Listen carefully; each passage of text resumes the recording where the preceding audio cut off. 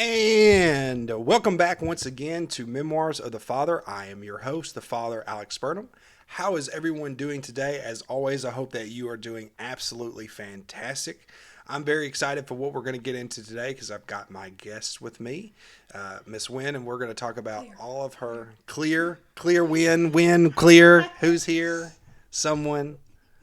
I have this person with me who I've coached, who's apparently his name don't even know. She changed her last name. Adopted bitch. She's adopted. Didn't get married. I'm not married, unfortunately. Okay. So we're going to talk about a whole lot of stuff today and kind of get into how she got started and where she's going to go. I got to coach you for a couple of years at McCracken, and then there's a whole lot of stuff that goes on before that. There's a whole lot of stuff that goes on after that. But I think obviously this is going to be a little bit heavier on the emotional side for people that are looking for something that's, I don't really know. If you're expecting this to be like a smooth, happy-go-lucky story, it's probably not going to be all the way. But this is going to be an interesting take because you're one of the only people that I've had that has had an issue that has taken this away from them really early, and I think there are a lot of people that go through that. Yeah. And a lot of people that have stuff that come up, and you hear about stuff like this all the time, and it's a difficult process. I feel like you've come out of it pretty okay for the most part. I think that mentally I'm so much stronger than I ever was because of it, because I just got the mentality that I didn't have a choice but to wake up and fight, because the one day that I chose to not show up and fight, that was going to be the day that I would lose everything. And, to start it off with, cheer gave me my dignity, my strength, and my courage. And without those three things, I promise you I would not be alive today.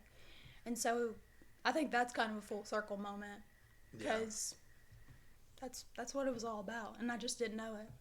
Briefly, I want you to talk about, before we really get into this, what you have and just a general breakdown. And then when we get to it, we'll go into all of what you've had to go through because of it. But just to give everybody an understanding of what you're going through. I actually was diagnosed with achalasia in 2017. It's a disease that is like, seriously, in pediatrics, the numbers are 1 in 1 million. In adults, it goes to 1 in 100,000. Extremely rare. That's why there's not much you can do to stop the process, or is a disease that kills all the nerves inside of your esophagus slowly. There's, I believe, 4 different stages of it. When I was diagnosed in 2017, I was in stage 1 or 2, I believe. By the time it was all over, I had reached end stage, and it was only... it started in 2018, and in 2021 I was at end stage, and it usually does not progress that fast. So it's a very aggressive disease, and it's something that no doctor is going to be able to give you 100% answer on what the rest of your life is going to look like, what like surgeries you're going to have, or what your future even looks like. Like, there's just no guarantee about anything, and everything is just a big question mark. Like, prior to, like, even doing your cheerleading stuff, were there ever anything that, like, kind of hinted you at, like, ever that this was happening to you? So, I never even had acid reflux when I was little. Like, Mom said as a baby, I never had reflux. I never started showing any kind of signs until 2017, but when it hit, it was like on Thanksgiving Day, and the day before I was completely fine. The next day, I was choking on my food and couldn't breathe. My mom had to give me like a squeeze. What's that called? The Heimlich? Yeah. Mom had to give me the Heimlich because I was choking on my food. So like, it was out of the blue. I mean, I got sick a lot as a kid. Like, looking back on it now, it's like, wow, I got strep throat a lot. Or wow, I had the flu. Like, I had a really bad immune system. I've always had a bad immune system. But there were no signs until it was, like, progressing steadily. And that's what all my doctors kept saying was, we don't know why it's progressing so fast. I think for for me, like, I always say time paused when someone told me something about me being sick. Like, and that was the first time that happened, I think. Yeah. Like, it was just like, and I mean, at this point in my life, I had cheer.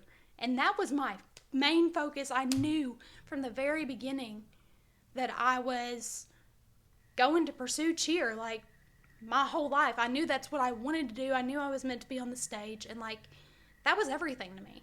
So, like, I'll even admit, when I was first diagnosed with achalasia and even, like, leading up to it, I was really sick. But I would never, I never stopped cheering. And I was so bound and determined to not let it affect my life that it didn't affect my life for almost a year.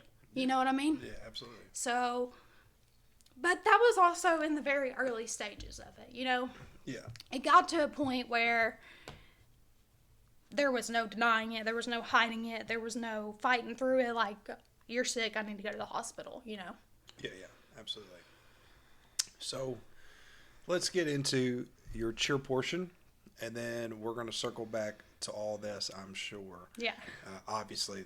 But we're going to get a lot of context in and talk about kind of what that cheerleading relationship is. And I know that a lot of that stuck with you through a lot of, like, your trials and stuff like that, and having that determination.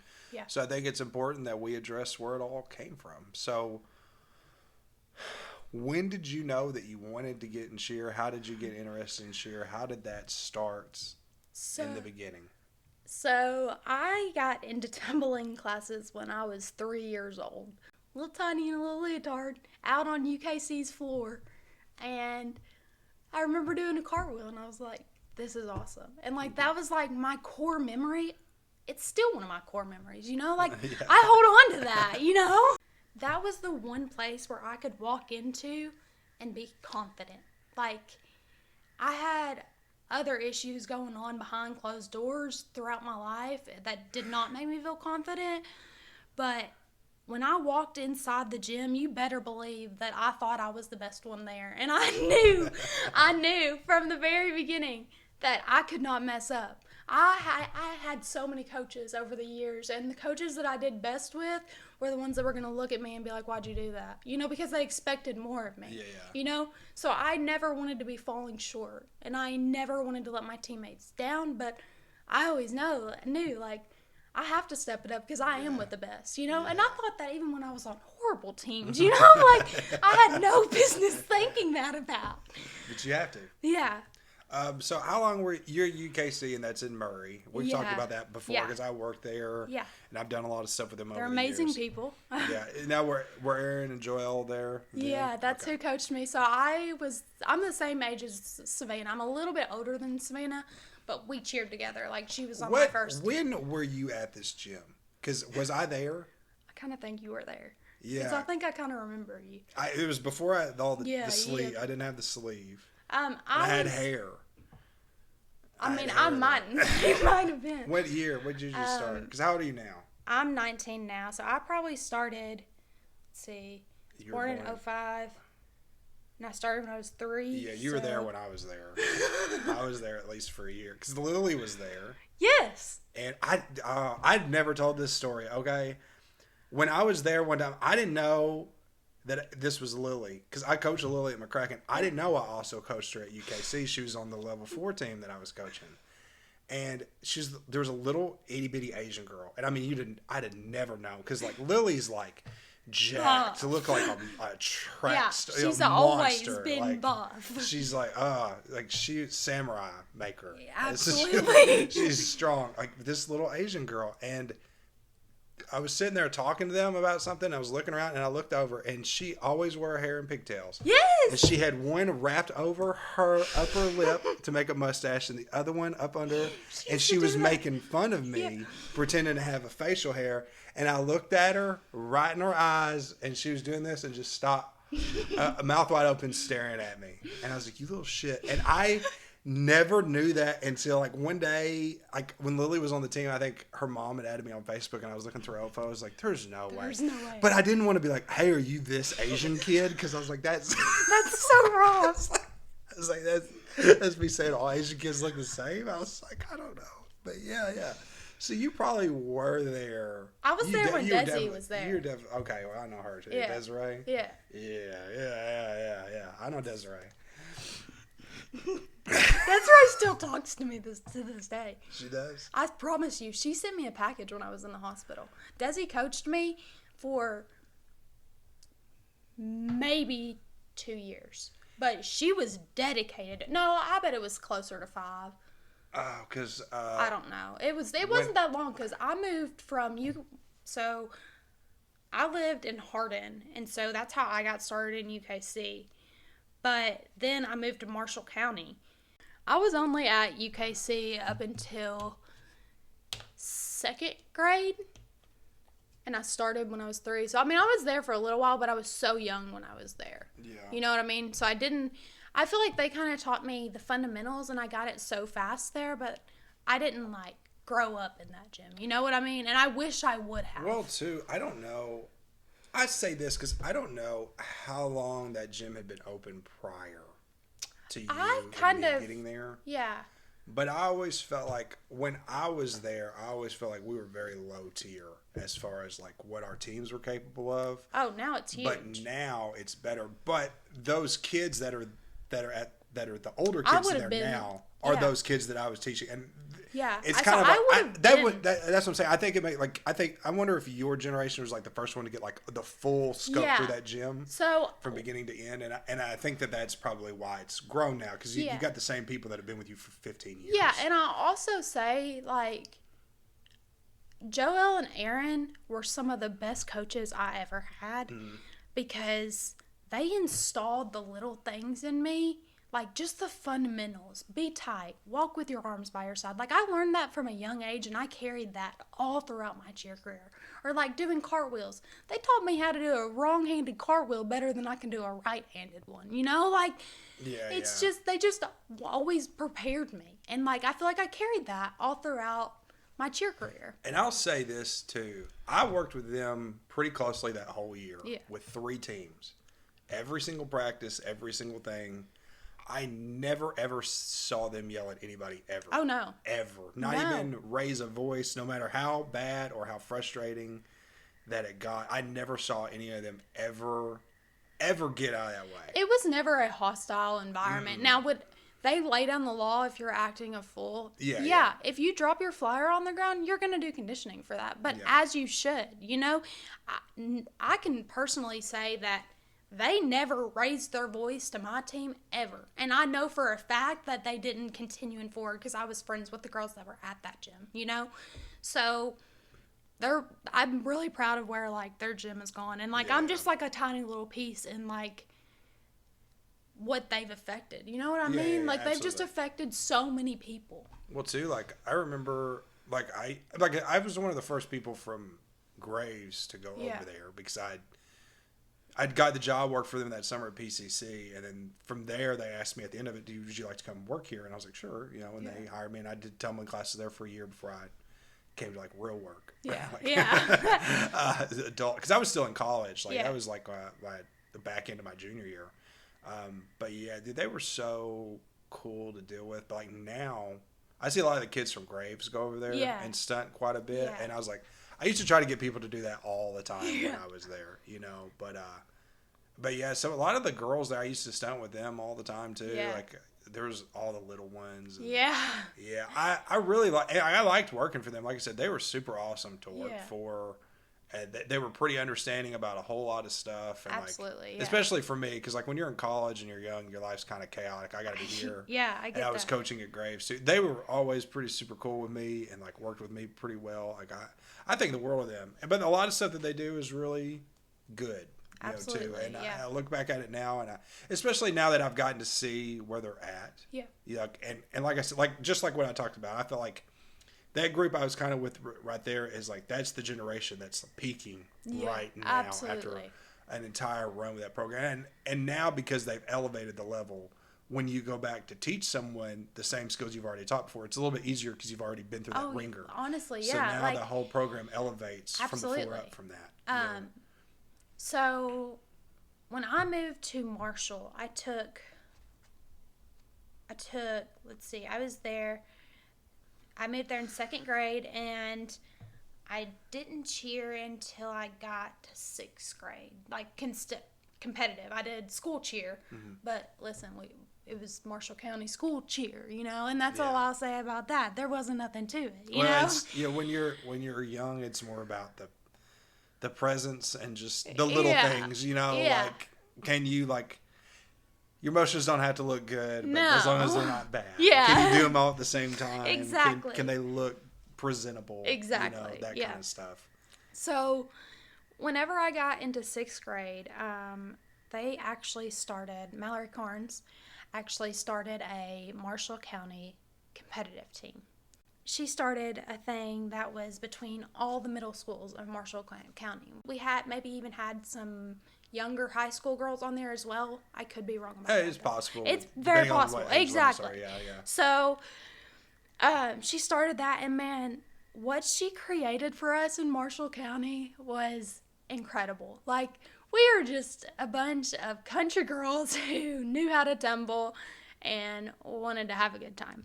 And she took us, and listen, the first year we were pretty rough, Yeah. But we started something from the ground up, and she taught us how to be a team. Like, it was about family. We did stuff together, like, this is going to be your second family. And so, a couple years later, she opens the mat. And I started there as soon as she opened that gym, tumbling there. This is my sign that I need to get back into competitive cheer, Yeah. I always wanted to get back, but I just couldn't go to Murray every day. My mat pack career was crazy, but it honestly shaped me so much into who I became. And honestly, I think it was the year after I graduated, maybe starting senior year until a year I graduated on and off, I actually went back and worked for Mallory. And it was just such a full circle moment, and I saw myself teaching things to little kids that she taught to me. And now my nieces go to her gym. Well, her gym, but someone else is running it now, JR. Yeah. I feel like competition cheer just made me want more. And it was I loved Mallory and I loved the girls that I cheered with, but I wanted more. And I knew I couldn't get more from Marshall County. Okay, so let's get to where you come into McCracken. How did you end up at McCracken? How did you decide? Because you were a transfer, and we knew about you. I guess we knew about you pretty early on because we knew you were coming. Because our policy is always, if someone transfers over from a new school, they always get the opportunity to try out regardless. Yep. Even if, and we had already picked and set our team 2 months prior.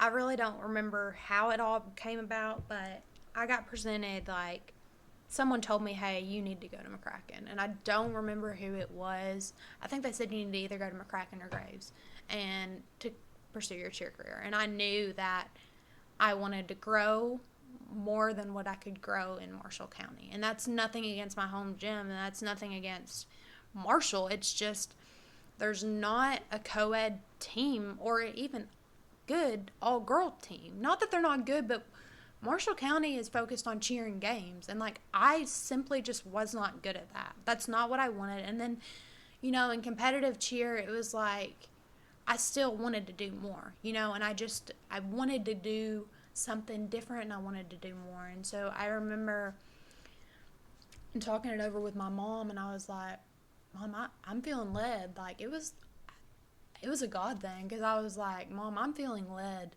to move to McCracken. And I was a die-hard Marshall County girl saying I'm going to move to McCracken County, and I had so many friends. I'd been there since second grade, and I always imagined that I would stay at Marshall County, And so, but I say this all the time, it was such an easy decision for me. It was it really wasn't even a decision. As soon as it was brought to my attention, I was like, yeah, that's what I'm doing, and I'm going to McCracken. And I really don't know why, I was McCracken, but I just felt led to do it. Because we're the best. I was because we were just coming off 3 consecutive national championships. Maybe that had something to do with it. Well, and maybe it did. I'd heard May y'all. have name dropped that once or twice. I heard about y'all, and I always looked up to y'all, and I was like, listen, I want to push myself to be better, and there is nothing better for me to do to get better than to go to McCracken County. And I remember walking into y'all's practice, and everybody's head turns, and I'm like, oh. And, like, to me, these people were, like, legends, you know, because they're McCracken County co-ed, and, like, that's just the program. Like, the fact that I was practicing with McCracken County co-ed, I was like, you gotta step it up. I always feel like when someone new walks into the gym, it's like in the scene in Toy Story where the Woody and Buzz end up in the claw machine. Yes! All the aliens turn around like, stranger, Yes! from the outside, everybody. And they point and like, Yeah. who's that? Who's that? Yeah, Shun and them. I remember being, like, just so overwhelmed by it, it was so scary. But I was like, I gotta wake up, and I remember talking to Coach Mack, and she was like, listen, like, after I had done a practice, and I remember that practice, I was just like, you better leave it all on the mat, because your best, everything you can give is what's a normal day to those people, you know? Yeah. And it was like, I have to do this, you know, I've already made the decision, I'm coming here, I have to do this. And so I remember talking to Coach Mack after, and she's like, you know, you can we think you have a place on the team, but we already have our team made. You're going to have to start as an alternate. And, you know, to me, I'm like, okay, like, that's a big thing. At least I made it on the team. Yeah. And she's like, she told me, she said, you'll probably not get on the mat this year, and that's okay. You better use this time to grow and become an athlete that can be on the mat. And I was like, yes, ma'am, you know? Yeah. And by 2 months that I was there, I was on the mat. You know, like, Yeah. I was on the mat from the beginning of I can't remember if I don't think choreography had already started. I'm pretty sure I started on the mat. I don't remember how it was, but within a short time period, I'd worked myself onto the mat. I want to say, wasn't it? I came in, like, August, right? There was like, I do remember, and I can't remember exactly when, but I remember there was a point where we had like you and one other person positioned in a spot. Yeah. And it was like, this was like competing for it. Yeah, that's right. Who was the other person? Jordan, Hen, Yeah. and then Hayden was also fighting for a spot. There was 3 of us. Yeah. And, like, the unfortunate part was, like, we were me, Jordan, and Hayden became really, really good friends. And so, but to me, it was always like, listen, I'm wanting to cheer in college. I am wanting to take it farther, you know, like, I have to do this for me. So it was never a big deal to me. Like, I just put personal stuff aside. When I was in the cheer gym, I was doing everything I could do on the sidelines while they were practicing. You know what I mean? Like, I was throwing tucks back to back to back. I was never just sitting down. You know what I mean? And so it was almost like work for me, you know, like, personal stuff aside. The year that you had come in, we had graduated 4 people. You had lost, yeah. That was it, just 4. And that was Madison Smith and Taylor Puckett. Mm-hmm. Which also, with that group that was coming in, who all freshmen, we were kind of on the small end. We were returning an awful lot of people. Yeah. That was the big thing for us, especially on the girl end, because like I said, we only lost 2, and I think all the other girls ended up coming back. I don't think we lost any other ones from the year before. So really, Taylor was a top girl that we were trying to replace. I was so bummed that I didn't get to cheer with Taylor, because, like, I got to cheer with Megan, and I knew she was best friends with Taylor, and Megan was absolutely amazing. Like, always looked up to her. And then, of course, Madison was a really big anchor for our team, and I don't think that I've talked about this before in my other podcast where I covered it like long form this season, but like we really didn't understand how valuable she was to our team until after the fact. Yeah. Of what she did to like keep the girls and the guys in a cohesive unit, especially that group, because that the more difficult group of girls that we had they all followed Madison, and she kind of directed them. And without her there to direct them, things got a little bit out of control sometimes with those girls. They let those negative feelings kind of brew up because they didn't have someone there keeping the edge off, essentially. So we ended up finding that out the hard way. But the freshman that we really had come in was kind of weak. And we knew that because we had already picked Caroline and Lily the year before. Yeah. And they were freshmen, but they had been on the team the year before as 8th graders. So we had already went and plucked out the two that we thought were going to be the most useful to us the year before when we needed them. I mean, we'd evaluated all these girls because we like Hayden, I think Tia, Jordan, and them came in, and it was kind of Jane, you know, and it was just we were very weak with the girls, which is we didn't need anybody to be a superstar. Right. That was the way. Like one top girl is essentially going to fill into the role that Taylor was, the veteran. We have girls that are going to be seniors, and Madison's skills you could replace. That wasn't the hard part. Her leadership and her maturity and all that stuff, that was the thing that was going to be difficult to replace with her. But as far as like a round off handspring tuck, we can find a kid that does that, or a standing tuck and and the basing that we required the girls to do at that time was very minimal. Yeah. So it wasn't impossible to replace, but we really didn't have a whole lot of quality there because we still had like the younger girls like Carly was still head casing on her tumbling. MJ's tuck was still inconsistent. You know, so and then we had Jordan who did not have hers was inconsistent. Sometimes she'd have it, sometimes she wouldn't. Jane at the time didn't have hers yet. Yeah. But she ended up she was the one of the group that ended up blossoming probably the most. Absolutely. And then, you know, like I said, with Tia and stuff too, Tia was back and forth on her tuck. Hers was just a conditioning issue. She was so weak and little. Yeah. But she could do it right. And she always kept everybody laughing too. Tia, keep everybody laughing. It's Tia time. It's Tia time. Oh, bro. I love Tia. Yeah. I wish she had gotten to be as good as she wanted to be. Yeah, I know. Because she really, really did. She had the heart for it. And she just, God bless her, she just didn't. She didn't get it because she's not that bright. She's goofy. She's a little goofy. I felt like if we had really like forced her, but like she was gonna be those one like you kind of had to hold her hand to get there. But once you got her there, she was gonna be good. She was gonna be good. Yeah. But you were really gonna have to like nurture her. Not that she couldn't do it. It's just some stuff just went over that poor girl's head. It just. But I'm not saying that she was like retarded. She was she was a very ditzy girl and get confused a little easily. Listen, I'll never forget sharing a room with her, Jordan, and Hayden at Nationals. My God. And me and Tia were both like, I think Tia ended up making on the mat as well my freshman year because me and Tia were so upset because we were like, we have to compete tomorrow. And Hayden and Jordan were staying up all night. And Tia raises up out of bed and she's like, we actually have to compete tomorrow. Go to sleep. And I was like, I love you, Tia. Tia would just blurt anything. Randomly mean things out. Just at random. Like, I'm like, girl, where'd that come from? Yeah. like, calm down. Okay, so you come in and we kind of establish what this is going to look like for you. But obviously the opportunity exists because we do a pretty good job, especially in the beginning. Yeah. Like Jennifer really tried to always go out of her way to find ways to give you guys some kind of opportunity, especially around like she gave us ball game season and gave, especially with this because I had never flown and she let me stunt at basketball and football games and I was a terrible flyer. You know, like I wasn't meant to be in the air. So we can differ on that. You were meant to be in the air. You just didn't get all the opportunities. But it would have happened.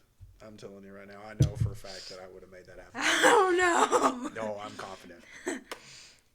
Because we only stunted together a handful of times. And, like, I understand. I wanted it so bad. The keeping you in the air, a lot of that was on the guys. Yeah. But, like, you were very capable of getting in the air. Yeah. And that's not something a lot of girls can do naturally in the beginning. Because I was like, man, she can jump. I was like, the line's a little messed up. I was like, she's jumping. I was like, if I can just figure this out. And, like, the more I sung with you and the more you got attuned to me and the timing that you had with me. Because I never felt like I forced you, other than like a few pull-ups. I never felt like I forced you to do something that you probably weren't ready for. Yeah. You know what I'm saying? Like, because like I have baby hands. Our hands are probably pretty close to the same size. Yeah. Okay. Mine are not that much bigger than you. And like I'm throwing you and I'm catching QPs and like you're staying there. Like I don't have the hand size to like force someone to stay in the air in a QP that should not be in there. I don't. And if my hands were bigger, sure. You know, my hands just don't, even like small feet, like my hands do not swallow them. Yeah. So like you have to be at least capable of doing that. But like I said, I always just, your timing was good with me because you studied with me the most consistently. Yeah. And if it had been any other guy, once you figured out the time with him, you would have been fine. But it's Yeah. hard to switch guys a lot in the beginning. My thing was, listen, I would stunt with you and Brandon and be doing tossed cupies, and then I'd go with like Hunter Staggs or one of the Hazels, and we'd barely get up to hands, and I knew it was me. Well, no, because when anybody else at that time stunted with the Hazels or Hunter Staggs, Yeah. they were barely getting the toss hands. Like their max skill set. But at that it point was always hands I extension. could sometimes I couldn't get it with. I tried a couple times with Clark, and Clark just never. Clark was new then, though. I couldn't get it. Different. Like Clark is one person, and I will say this with my chest, that absolutely terrified me. Always thought Clark hated me. Always thought Clark just thought I was some idiot girl that was somehow on the team now. And he never, like, was mean to me or made me feel that way. It was just like, Clark. I feel like he's like weirdly territorial sometimes. Yeah, Like, he reminded me of, like, Jacob off of Twilight. Like, he's like, this is my territory. This is my pack. You know, who are you? They said, like, when I left McCracken, like, the new coach came in, Clark was, like, really weird with him for a while. He was like, yeah, but you don't have his tattoo. And he was just, like trying to find ways, like, he's not Burnham. Like, getting defensive for me. And I'm not even there, nor do I care. But he's, like, defending me. And I was like, but he was like that sometimes. You get, like, really weird, like, around, like, hey. He always just said some like It's like odd size. stuff, It's almost like he's sizing you up all yeah. the time. Like, hey, this is my house. You know? Yeah, 100%. I think it's a football thing. But he was just. He was always so cool and fun. Yeah. Like, but like, yeah, I can see that. He's just like, hey, who are you? Yeah, what are you doing in my gym? I was like, I don't know, I'm not here. So let's say when you came in, what were the things that were the most difficult for you to adjust to, and things that you may have been stressed, and like, who were people that you used to help you get through, like your teammates specifically? Yeah. Who were like people that you were leaning on and like kind of like helping you get Yeah. in or getting you through a lot of this stuff you're struggling with? The person that literally held my hand the entire time, even when I wasn't on the team, was Brandon Gray. Like, I remember, I knew Brandon. Brandon was one of the first people I like had an encounter with, like senior wise. And I don't remember if someone had told him, like, I remember the team did like a joke to me, and it was like they did that to everybody, the new people, you know. And I got my feelings hurt because I didn't know they did it to everybody. And Brandon came over to me and he's like, welcome to the team, kid, or something. And I was like, who is this big guy talking to me? And like, he sat down with me and tied his shoes up, and he's like, all right, let's go. And like, from that point, there was never a time that Brandon Gray did not have my back. Because I won't lie, the hardest part was walking into a team that was already established, and most of them had been on a team together for at least a year, you know? Yeah. And so a lot of the times, and it wasn't really the people like that made me feel like that, and it definitely didn't take me long to like feel like I was at home. But definitely in the beginning, especially before like school started and I was seeing people outside of practice, it was hard to like bond with them, and I just kind of felt like I was like an outsider, you know, and like that was a really hard thing for me. And I think I also thought of them as like so much better than me. I didn't see myself as equal to them. And like that was something that like I realized so quickly, and you guys helped me, like the coaches and Brandon and Megan Harshman too. Like Brandon and Megan like helped me build that confidence for myself, and it was like, okay, I deserve to be here. Like, and Brandon always told me that if I put in the work, it wouldn't go unnoticed. And that was probably the best advice anybody ever gave me on the team. I can't believe I'm saying Brandon Gray was the person who gave me the best advice. The kid who shoves the rectangle in the star in the puzzle box. Yeah, you know, but he got me through some really dark shit, man. Like, outside of cheer even, he was always in my corner, and I always knew that I could count on him. Like, he'd walk me to my classes. He would stand up for me to anybody. It didn't matter what the case was. It didn't matter how old they were, what was going on. Like, Brandon was going to take care of it for me. And, you know, he just kind of, like, swept me under his ring. And he's like, all right, you need to watch how much I'm putting into this, and you need to do more. He's like, you need to do a lot more. And I was like, all right. And then Megan, man, like, she was probably the nicest person and the most humble person, and she was the person that could have been the cockiest. You know, like, Megan Harshman was so good, and she was a legend to me. Like, a legend. And hands down, probably the sweetest girl that I've met on the team. And I remember, like, whenever they would go to get a water break or something and I was still working on tucks or I was doing some kind of conditioning, she'd always come up to me, good work, you know, like, keep putting in that work. You're going to get on the mat.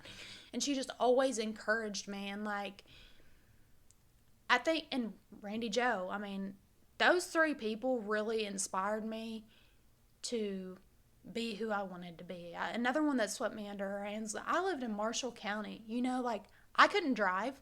And so, like, my mom was having to drive me to school every day, and, like, it's embarrassing, you know, like, pulling up to practice, you know. And so Jillian Davis actually only lived 15 minutes from me, and she started picking me up, and she was like, she really taught me a lot. I went and worked out with Jillian, you know, like, she conditioned me, and we might not have always seen eye to eye on everything, and we definitely hung out with different people, but I will tell you that I don't know that I would have gotten on the mat without Jillian pushing me, because she pushed me to do my very best and reminded me of what the standard was and that I needed to go over the standard. I don't need to do what's expected. I need to do what's going to stand out, you know, and, like, she always pushed me to do that. And I don't know, they always uplifted me, and then I was like, I want to be that for somebody someday, you know, like, I want to be able to have the influence on people like they're having the influence on me. Yeah. And so that was a really big thing for me, because I'd never been on a team that was so close, you know, and I'd been on tons of teams and I'd grown up with these girls, but this was so much more, because we knew we had to get work done, and whether we liked each other or not, we're going to be spending a lot of time with each other. So make the best of it, you know, like, if you want to cry and scream, do it after cheer, you know, like. Yeah. We'll fast forward a little bit to competition. First one. I don't even remember which one our first one was. It was regionals. Was it Bluegrass? Yeah, Bluegrass regionals. That one, obviously, we do in Lexington. Yeah. And I don't think that we did bad. We practiced with Kentucky. Yeah. Or was that state? Before state, we definitely did. I do remember that, because that was the coolest experience of my entire life. This was the last Kentucky. That was the last year Jomo. Yeah, it was. Yeah, because we had gotten to see the insane fucking routine that they did the year before, where they did the back handspring up to the extended. Yes. Went on hand in hand, and they popped through, and I was like, this is insane. This is insane. But then, I remember walking in, my eyes were huge. Because, like, that was the routine that was in 2018, and they did that routine in January of 19. Yeah. And that was the last time that they won. And then you would have come in that summer. And then we did. I know that we went because we would ask to go, but I can't remember. We went to Moorhead and Lexington. And UK. Sorry. So we did. Obviously, we did the Bluegrass. It's your first time. Has that been the first time that you competed at that venue? Because I know that they do a lot of. They used to do a lot of all-star competitions at Bluegrass on Sunday. Yeah.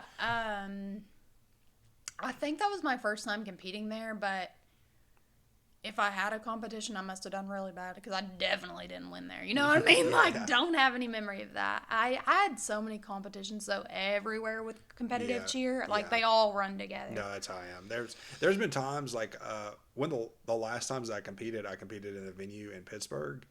And I went in there, and I was like, this is my first time I've ever been. And then I got in the venue. I was like, oh, shit, I've been here before. I've been here before. Yeah, I've done that, too. Yeah. I was like, oh, damn. I was like, boy, this looks familiar. I was like, yeah. And I was like, it had been 12 years since I'd been there. And I was like, holy shit. I was like, yeah, buddy. I was like, God, man, it's full. Because with All-Star, you go all kinds of places. Oh, yeah. You know, yeah, All-Star is 100% the reason that I wanted to be more. Yeah, because, I planned on, if I didn't get a scholarship from college, I was going to go back to All-Star. You know what I mean? Like, I've been there. Yeah. Recently. It's crazy that I coached you, and the one with the most recent cheerleading experience is me. Yeah, I know. Thanks for pointing that out, Martin. Appreciate that. Hey, well, just letting you know. No matter how bad off you get, someone will take you. You know how desperate you got to be to pick up a phone and call a 31-year-old man who's got bad knees and be like, I need you. Well, no, that's not true though, because you're not normal. You're like, I can do it. My shoulder is complete trash and my knee is apart, but I'm going to do it. I say I'm going to do it. I say a lot of shit. It's kind of... Oh, I did it. Every day I'm like, why am I here? Why am I here? Where's God? Can I meet you already? Questioning my entire existence most days. But, so, I don't even remember if we competed against anybody here. If we did, we destroyed them because that was kind of the case every single year. We murdered people at this. Yeah. But I do remember, I know that we had at least one drop that I vividly remember. Because I've seen the video recently. So it was actually either... I think it was Big E. I think it was Big E, but at one competition, Max dropped. I think Max dropped, but... It was like the cleanest drop you'd ever seen. Like it was like, I think they even marked it as an early That was his state. Oh, shit. We dropped a whole fucking pyramid and they're like, oh yeah, it's nothing. We still won. A whole pyramid. We the still whole won. fucking thing was on the ground. Yeah, I know. But he did it so cleanly. It was He did. Hunter's. I don't know how Hunter didn't get called. We'll get to that. Yeah. But at this one, I knew we had. I think Big E dropped. He hit the half round. I think he dropped a lip. I want to say that's what he dropped. Was it Big E or was it? It was Big E. Okay. I remember now. And then, because there was one thing. Who was Big E? Randy Joe. Big E. Yeah, I know. I was saying who. I was trying to say who was Big E's partner, but then Randy. And then, because Yeah, and then. One of the last pyramids they had to press a little bit. It looked like it was going to come down, but it wasn't bad. Obviously, one mistake is not unreasonable for what we want to do. Doing. I think we felt pretty good for the most part. I mean, I think, but like I don't know. I always felt like I don't know what you felt like. I look back specifically at this year as like I was miserable. Yeah. All the time. And I don't know if you guys felt that or noticed it, but like... I think that we noticed, like, I truly feel like we always knew that you were showing up even though you probably had so much going on that you didn't want to be there. But that pushed us because we were like, we need to do this for Burnham. Like, yeah. Well, it was particularly bad on the road to state. Yeah. Because we had... Bluegrass was fine. I think we did okay. But we had a lot of egos and attitudes like clashing. My gosh. That was really Absolutely. The big thing. And I was kind of tore up about it. I remember... And I was trying... I didn't... I remember some of the speeches you gave us. And it might have been...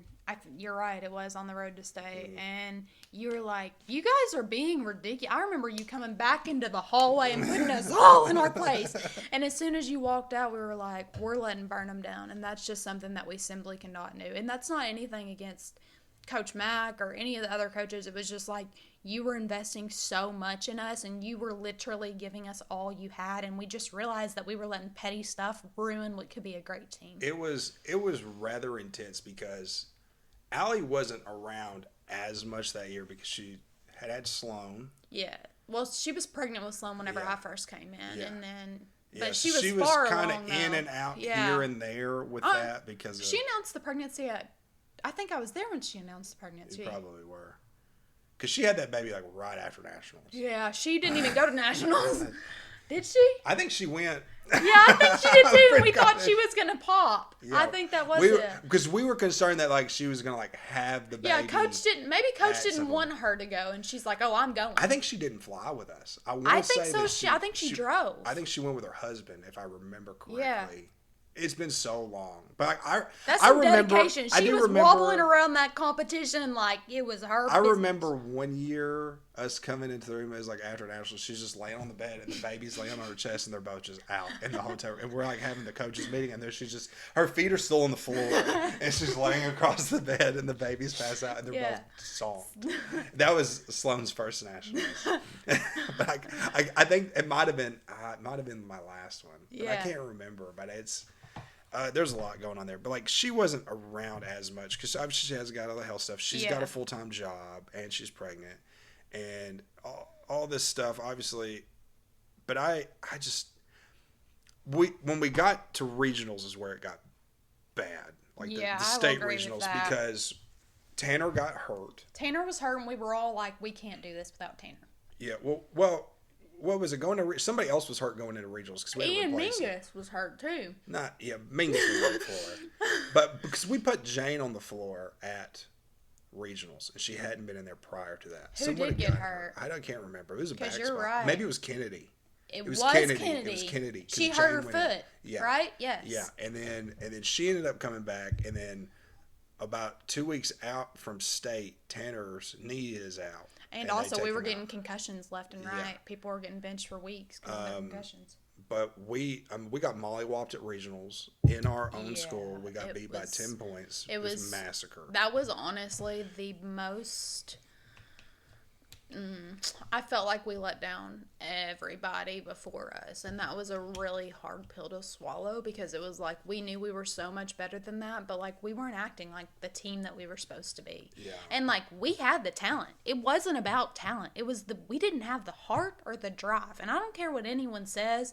Yeah, sure, there were some people who had the heart and drive, but some people isn't going to cut it. You have to have every single person on their mat giving the 110% at all times. And we didn't have that. I felt like there were people that believed that no matter what we did, that we were not going to achieve what we set out to achieve. And because of that they didn't give me their best. That's what pissed me off the most. Yeah. Because from there to state, I saw the vision. And I preach this to you guys every single day. Absolutely. I was like, you can win if you will listen to the words that are coming out of my mouth. Never forget, I remember that. Preached it. I mean, you said that all the time. It was every day from regionals to state that I was literally like, I mean, it was the most intense 2 weeks that I ever remember. From I completely agree. I remember, like, there's one vivid speech that we got, and we all got our ass handed to us by Burnham. And honestly, I remember one time Mac even came back there and was like, get your shit together. You know, like, and it was like, I don't remember who, I think it was actually Max Hausman who spoke up and was like, guys, do you not see how much we're letting down our coaches?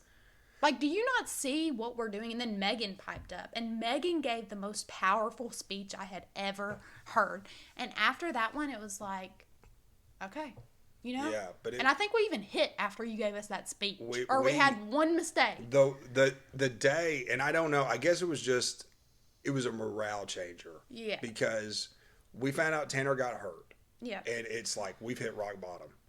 And she comes up to me and she says, one of the Hazels is going in. Yeah. Pick one. And I was like, what? Flip a coin. Yeah, it's just like, pick which one to go in the pyramid for Tanner. Because I think we both the Hazel, and we put Stags out there. Stags was in fucking there. Everybody was out. Every guy that we had except for Mingus. So I took Hunter and Joseph, and I was like, all right, rock, paper, scissors. The winner's in the pyramid. Are you serious? I never knew that. That's 100% what we did. That is 100% what we did. Several people will witness that, and both the Hazels will tell you that's what happened. I never knew that. I went up to them, and I said, who wants to be in the pyramid? And they both raised their hand. I go, rock, paper, scissors right now. What do? Hunter won, in, and that's it. We're going. Yeah. And Max just mugged him on this pyramid, bro. It was like Hunter didn't have to do anything but be there. Max was over a foot taller than him. 100%. And he had Randy Joe. Yeah. It was mug city. Yeah. It was all Max. Max was touching it before it hit before it ever landed in Hunter's hands. Absolutely. 110%. Max Hausman dominated that pyramid. We did. We practiced it twice. Just went through it with Hunter in. And then our first full out, we performed. We did the practice, we fixed it, and we were doing a performance that night at the basketball game. Yep. So we weren't really practicing. We were warming up for the game. Yeah, and I will never forget the emotions. Yeah, we did no full out prior to this, and we. And that was like big for us because like we were prepared, and like that time we were not prepared. We were supposed to be prepared. And we went out there. Well, when Hunter was hitting the pyramid in practice, people were starting to get energy because 100%. It was like fuel. Yeah, You people know, are it was like, oh like, shit, like he can hit this pyramid. Yeah. Maybe this is not going this to is be not that over. bad. Yeah. And we went out there that night, and the performance was absolutely insane. I remember it. It was electric. I'll be It was honest the with best you. That was reception the that best. we've ever gotten from a crowd at a basketball game in Well, my entire and fucking also life. I will be so honest with you. That one and that performance and our nationals performance the first day.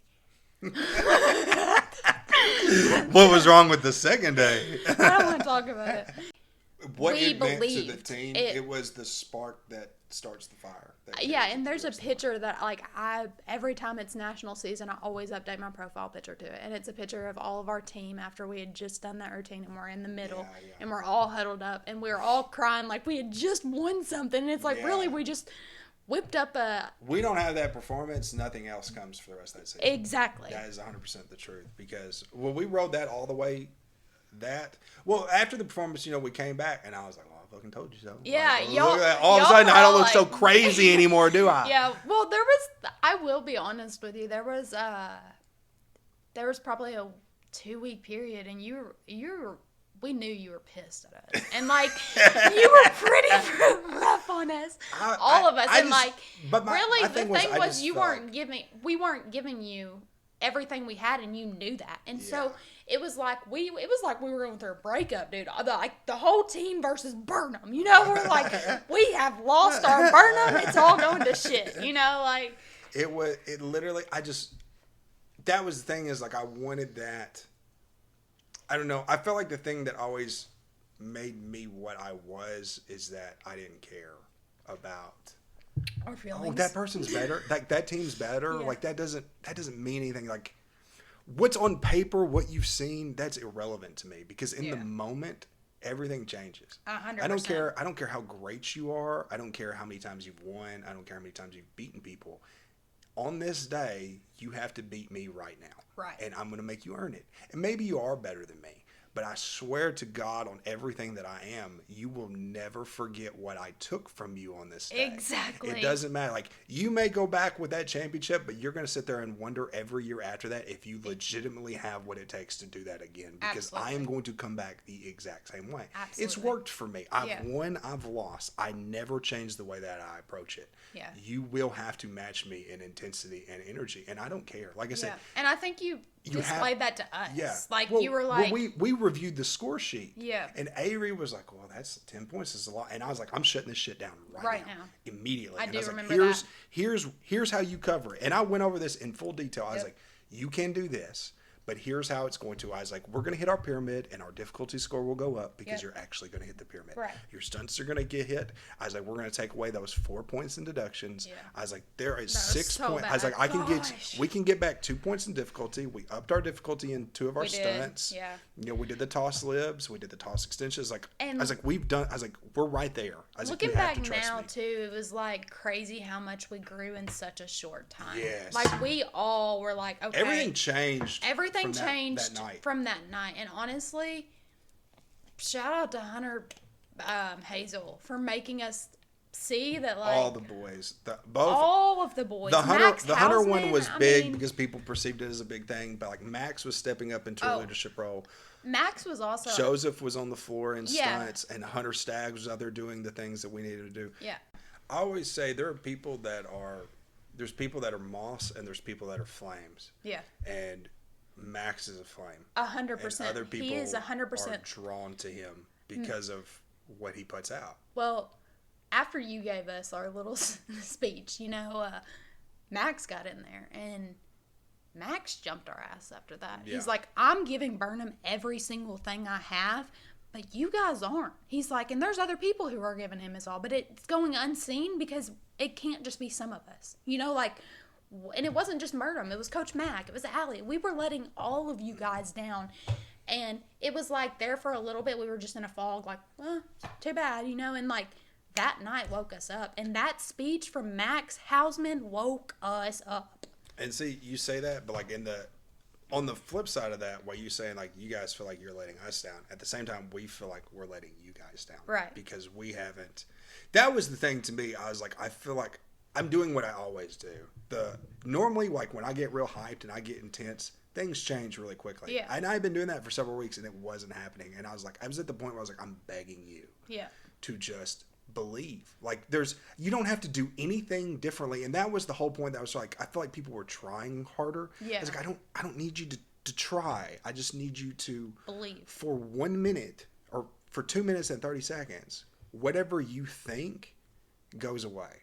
Absolutely. And I need you to look. I just for 2.5 minutes, I want you to look at it the way that I do, and I swear to God, it'll change. And honestly, when you said that, I know for me personally, it woke me up because I did do that, and I was like, oh my gosh, I remember I had never done signs and motions, like the little things. I'd never done them so tight and so perfect in my entire life. Listen, my freshman year, the only stunt I based was a prep in the pyramid, but you best believe that I was giving it my all at tumbling, motions, and signs.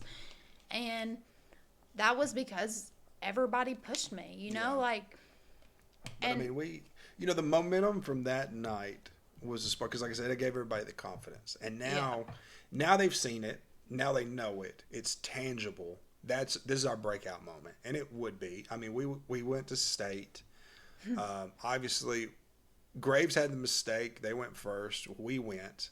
A lot of stuff was really, really good. Obviously, we had the pyramid drop. I've talked about that before in the long form of that video. It's not too crazy to go over, but we had the one mistake, and we were like, it was going to be close, because at this point, I did feel like. Because Graves had some upgrades too. So I genuinely felt like they were a little bit better than us in some areas. So did we. Like, we felt that. But we had no idea we were going to win. We were better in other ones. And the question was, are we close enough in the areas that they're better? And are we far enough in the ways that we're better? Yeah. Is what we're good enough a bigger gap than what they're good enough at? And obviously it ended up being. I was kind of on the which I didn't know how they were going to view that pyramid. Yeah. Because one kind of fell, one kind of pulled the other one down. I didn't know how they were going to, because I told myself, because I asked Jennifer when we got the deduction sheet, if they hit us with the full pyramid deduction, I said we're not winning. But we didn't. We only got the 2. So I was like, okay, well, if we got in the 3, there's no way. Because I think we ended up winning by 0.8 or something. Yeah, it was close. It was very close. I do remember us, like, I've said this before and I'll say it again a million times. State championship was the best day of my entire life to this day. And it wasn't just because we won. It's because we knew we were going against a damn good team, a damn good program. And we knew that, like, I felt like at that point we were seeing how much we had overcome. And it was like, we were just proud of that. And so when we won, it was just so much more emotional. And I remember looking over at the coaches and, like, that video someone has of us. I think it's on my TikTok. Yeah. Like, every time I watch that video, I just look at the coaches and I look at you and I see Max coming up to you and, like, hugging you. And it was just like a full circle moment. And it was like, this is why I cheer. I remember Big E's face. Oh my, yes. And also he was jumping so uncontrollably. He was vibrating sitting down. Yeah, I was literally getting trampled by Big E and Brandon. My 5 foot, 110-pound self was getting trampled by Brandon Gray and Big E. They're not called Big E and Brandon for a reason. I remember how emotionally spent I was after the moment. Yeah. Because it was, because, we had only beaten Graves County one other time prior to this. Yeah. And at this point, we've probably lost like 6 or 7. Yeah, we lost a lot. And to be honest with you, my record in the whole rivalry was not that bad, because the first 4 years I was at Graves and I won all 4 of those years. Yeah. So it wasn't that bad. But, like, it was hard to compete against. And I still had a lot of negativity. And we're coming right off of, they just kicked my daughter off the team. Right. So I'm extra pissed off. Yeah.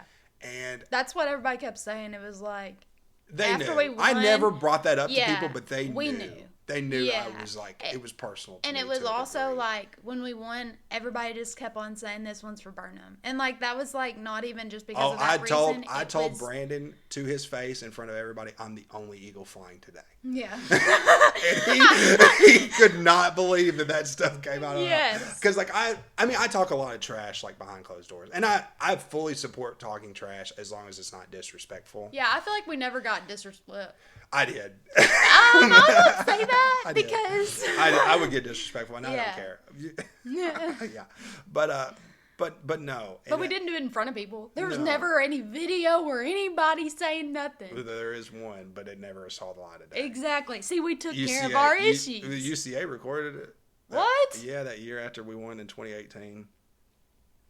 See, I didn't even know about this. Ethan Johnson, Caleb Jack, Cameron, Quentin, Ming, Parker, that group. There is not one piece of footage from where we won that year. None. Just their performance. Every other year that we won, there was some kind of video or a thing. Even when we didn't We win. are the only team that ever won that did not get it because of the way that we acted on camera. They couldn't show it. I will say, we talked a bunch of trash, but listen. It came back. We got ours. We got ours, yeah. We took ours when we got it. Yeah. At this point of my life, we've won 3 national championships in a row in medium co-ed. I have not lost in this division, and I've been here for 4 years, and I have not lost yet. I was looking at what we had the opportunity to do something that nobody else had done in a long time. Yeah. Because if we had won the 4th in a row, 4 times in one division for a co-ed team, only 2 other teams in the whole world can say that they did that, and that was Christian Brothers, almost 20 years prior. And Sparkman had done it a few times where they were running through small co-ed. But a lot of this took place in like the early 2000s or some of it was in the 90s. We were going to make history. Yeah, like to me, I was like, and nobody had done that in our division. Not a lot of people can say that they won, but people can. Yeah.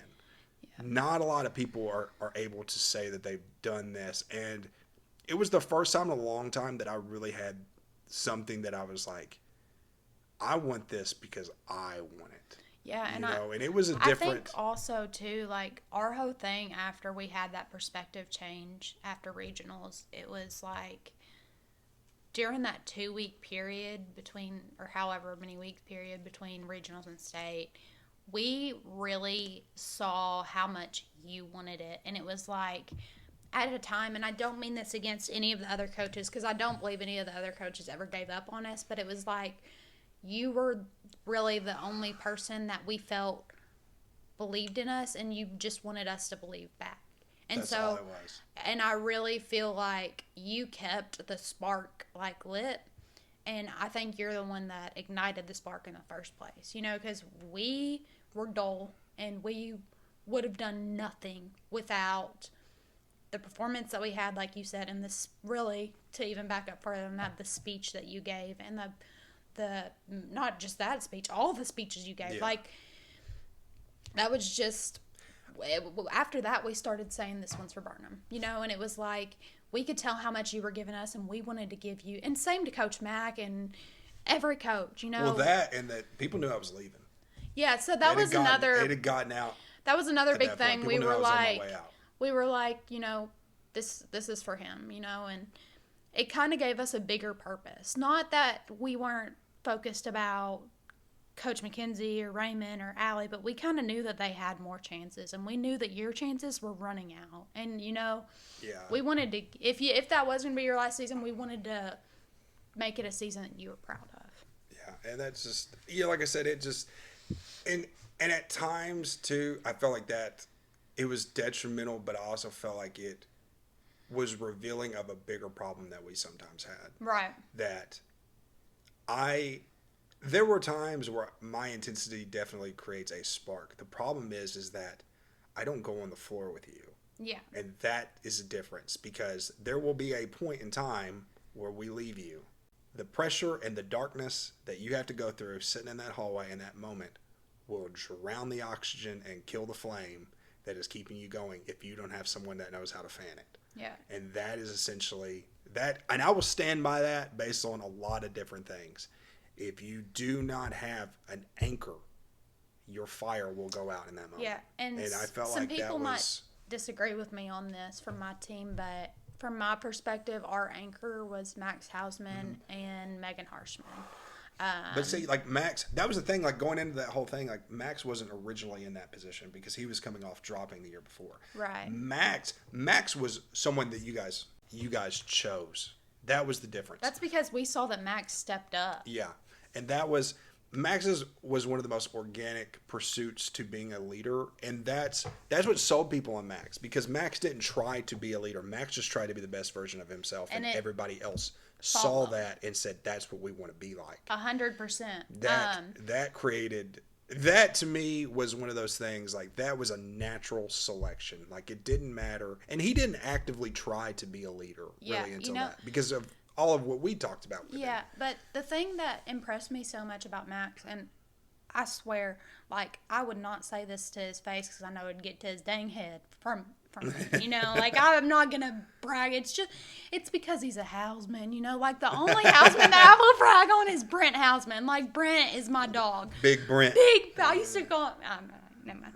Anyway, never mind. But Max, what really inspired me was he was coming off of dropping his stunts, and he was coming from a low place, I feel like, and it's like that season to him was like, I feel like kind of shaped and turned him into the cheerleader that he is. Yeah, I agree with that 100%. From here, we go through like our whole break, the Christmas thing, and then we're kind of in and out here. We do some upgrades, changes. I don't really think that we changed a whole lot of anything. We didn't.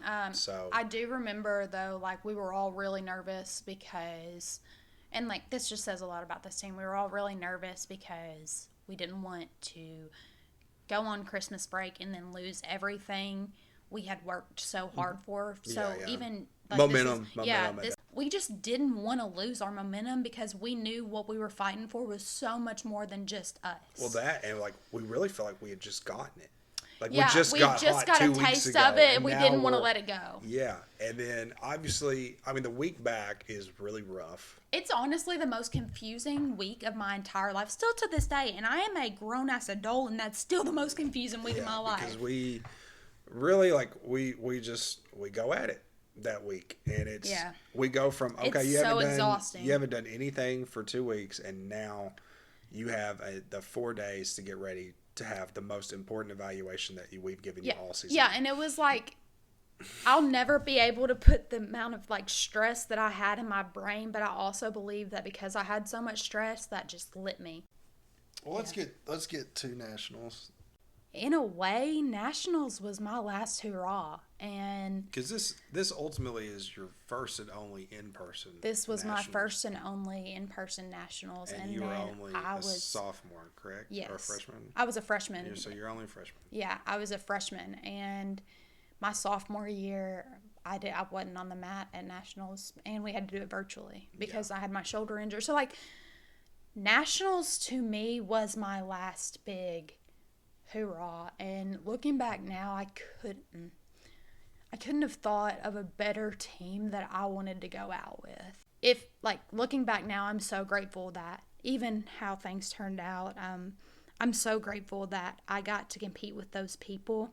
I got to experience that much love and power in a team, and teammates that have continued to check on me when I was at my lowest. And it's like, nationals was so much more for me than just a cheer competition. And like, in the moment, I didn't realize how good I had it. Yeah. When we do our first round that morning, and we had a pretty good time. We probably went somewhere around 11:30 in the afternoon. It was a pretty solid time to go. When we went through, we only had the one mistake. Tanner dropped the half round, and I didn't even notice it when we saw it the first time. It wasn't bad. It just like slipped out of his hands. Like, I mean, I didn't even know it happened. I assumed that we hit. Man, we hit the fucking jackpot on the draw because we ended up drawing pretty close. I think we were the last team to go. Yeah, we got to watch. It's better than being first, but it was like, I hate being the last team. Yeah, because you see everybody. Well, everybody's in there. Yeah, at this point, everybody's watching you. Yeah, like you're the last. They're waiting for you to mess up. Actually. And it also was the added fact that we're the 3-time defending national champion. There was a lot of pressure. We're gonna go last, so. Let's go to the warm-up room because Big E did not fucking hit that toss level one time. Well, Big E was sick too. Yeah. We thought we had the flu, but I'm pretty sure we brought COVID-19 back to McCracken County. It was COVID. Yeah, exactly. We all got down bad. It was COVID, no doubt about it. because several girls, Tanner and Big E, Megan, I got sick. several people were sick. I remember Tanner couldn't hear; his ears had gotten clogged. I was Yeah. cleaning his ears out with peroxide Yes. in the hotel room.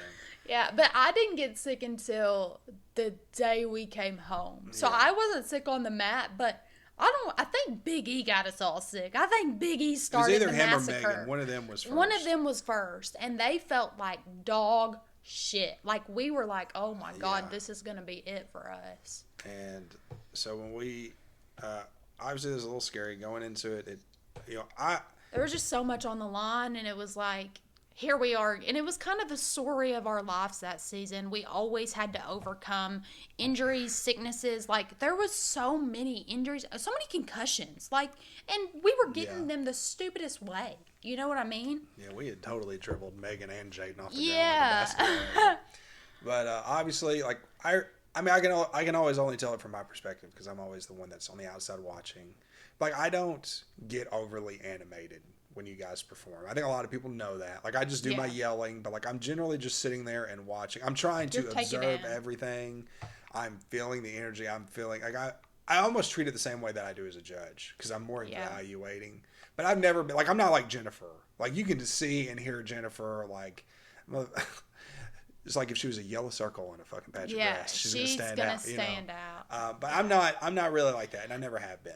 I will say though, you at nationals, I remember there's even a picture, and I like where you guys were. I don't think like I was interacting with the crowd, but I kept my eyes on you, and I'd look over at Coach Mack occasionally. But Coach Mack kind of was so excited that I was scared she was going to get me off. Like, I'm a very ADHD person, you know, I got to see. And I remember looking at you, and you're so controlled, and like you're so focused, and I'm like, I have to channel that, you know. And it did, and it was like, okay, I'm just performing for my coach, and it made it seem less scary. I think sometimes I'm worried that like if I get excited that like it'll jinx it.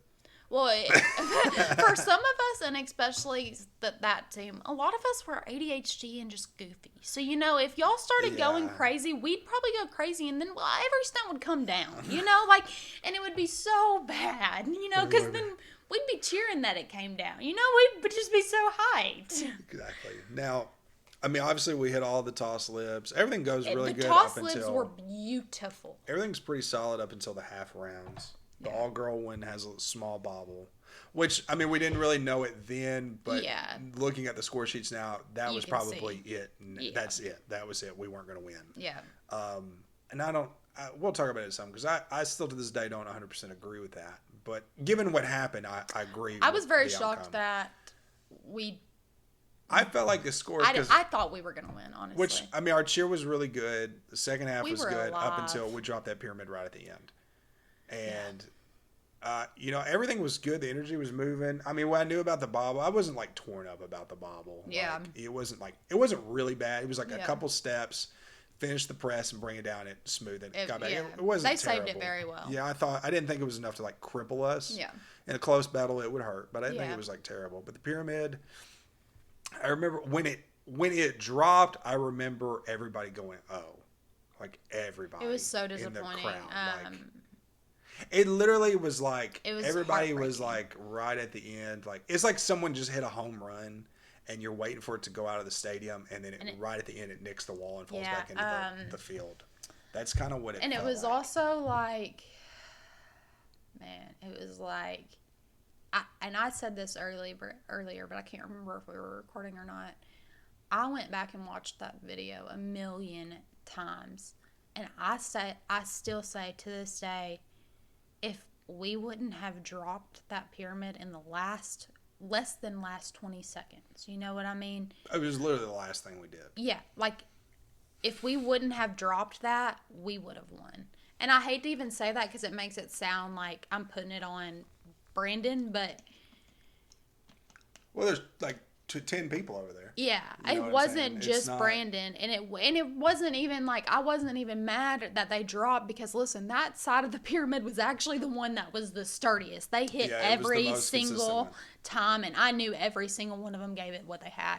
Yeah. It wasn't that I was mad at them; it was that we had just done an amazing routine, and it all crumbled down in the matter of seconds. Yeah, and I've always told too, like the part that always made it. Like, I smiled when it happened just because, like, shit happened. Like, we finally got caught. You know, like, it took all this time. But, like, I wasn't disappointed. Like, but they didn't let it touch the ground. No. That, to me, was He like, saved I was it. like, okay.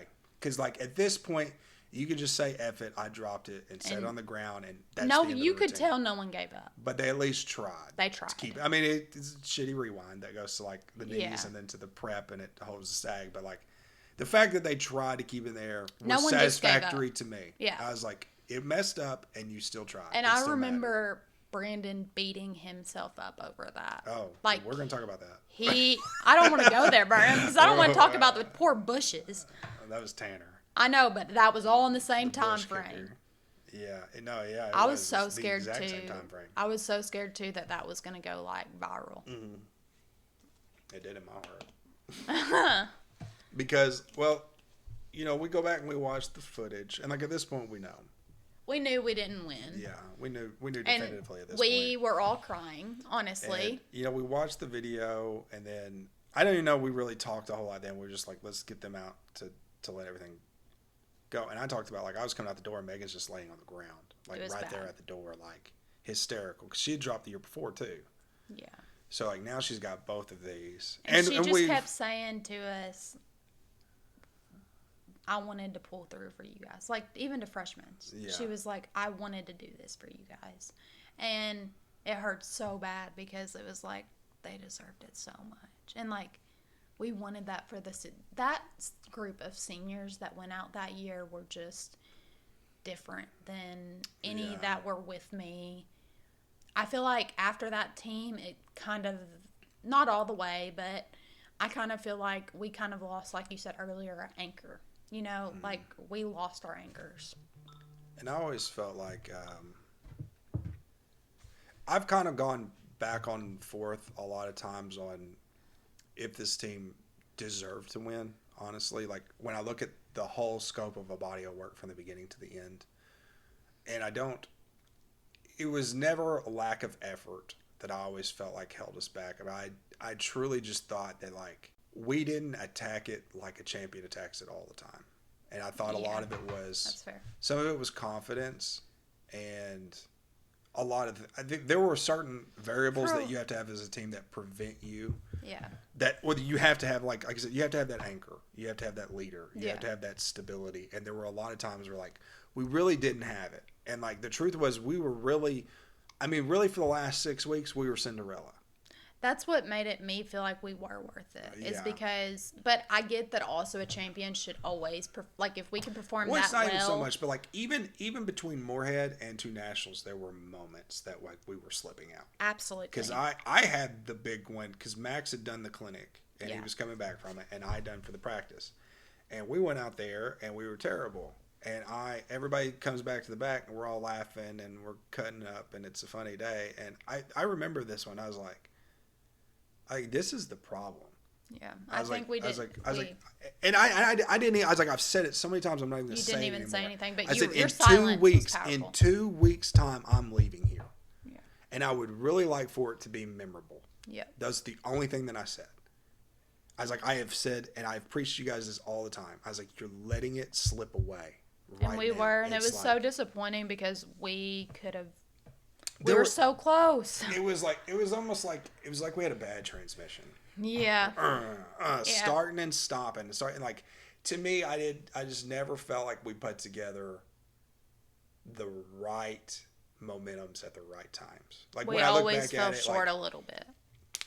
not even that we fell short, but it was like we never could get enough consistent momentum to really build off of. We were a very inconsistent team. Because we did all the stuff from state. That's really where the first time we even hit the stride. Yeah. Was between regionals and state, and the energy was really good after that. But then we had the break, and that kind of hurt. Moorhead was good, but then we had the drop at the Dyer showcase where Big E just fucking powerbombed Randy Joe. I will never forget that. That had we people were really- actually all pissed at Big E, and Yeah. I won't speak for everyone. I was pissed at Big E, and I feel certain that 99% of the people were pissed at Big E for dropping that. The way that he dropped he it. dropped her on her head. He bro. dropped her on her head, and he could have caught her. Yeah, powerbomb. And, like, Randy Joe had given him everything she had, and he still dropped. It wasn't just him, because who was his spot there? The spot should have been on the other side too. Yeah, absolutely. I am not blaming just Big E, but it was just like, really? Who did he? He had a guy. I know it was a guy. There's no way would have not had a guy on him. No way. Because Max had a girl. Hunter Staggs? It might have been Staggs. I think. But like the way that she fell, he should have at the very least been able to catch her, because like he had to stand on the side. I'm pretty sure it was Staggs, because I remember going up to him and. It was either Staggs or one of the Hazels. It wasn't. It was one probably of the the Staggs, because he would have been. Staggs. Actually, no, I don't think it was, because I think Staggs was with Tanner, because we had to have Tanner's touched. I think we had changed it. Because Staggs would have been the only other one tall enough to touch Tanner. I really don't know. Because we had 4. Because Max I thought Hazel was with Tanner. I thought Hunter Hazel was with Tanner. He may have been originally, but I know by nationals he wasn't. Because we had to have Staggs. So maybe then they Staggs did switch it. Because Staggs touched his toss lib, and he touched his half. Yeah, didn't he touch one though that he didn't need to touch? Like it was there. I don't care. Boy, if you show me that it needs to be touched, it's getting touched. Yeah. But yeah. But like on that day, I can't remember. Part of me wants to say it was one of the Hazels. I really do. I can go back and watch the video. Yeah, I'm not sure, but no matter what, she should have been caught, and there were 2 guys there that, no matter even if it was our scrawniest, tiniest guy, listen, even if baby Hazel was standing there, he was big enough that he could have caught her. He'd have caught her. Exactly. He would have caught her. And that, so to me, like that was a moment where like a little hit in our momentum. Well, we just saw that, like, I feel like people started to give up again. And it was like, why are we doing this to ourselves when we know how good we can be? And that was the kind of thing. I just felt like we didn't have the confidence. And it was too wishy-washy and like. There was also a lot of personal stuff going on outside of cheer stuff that we were allowing it to come into cheer stuff. And people weren't. The moth and the flame. We'll go back to that again. The moth and the flame. We needed a flame, and we didn't have one. Yeah. And that's, to me, that's the difference between a champion. A champion can create momentum. Yeah. We needed something to happen, like what would have happened going into state. We needed something to happen to create the momentum for us to believe.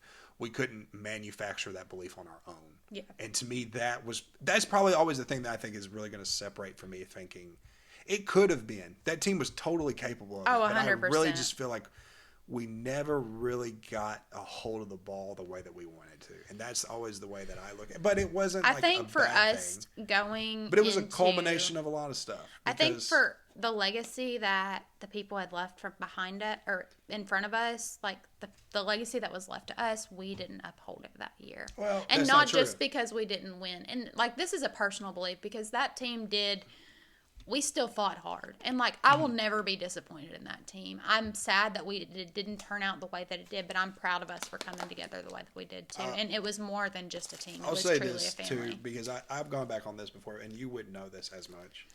But I felt like this team paid for the sins of the team the year before. Okay. Because a lot of the things that we had problems with this year, we had problems with the year before.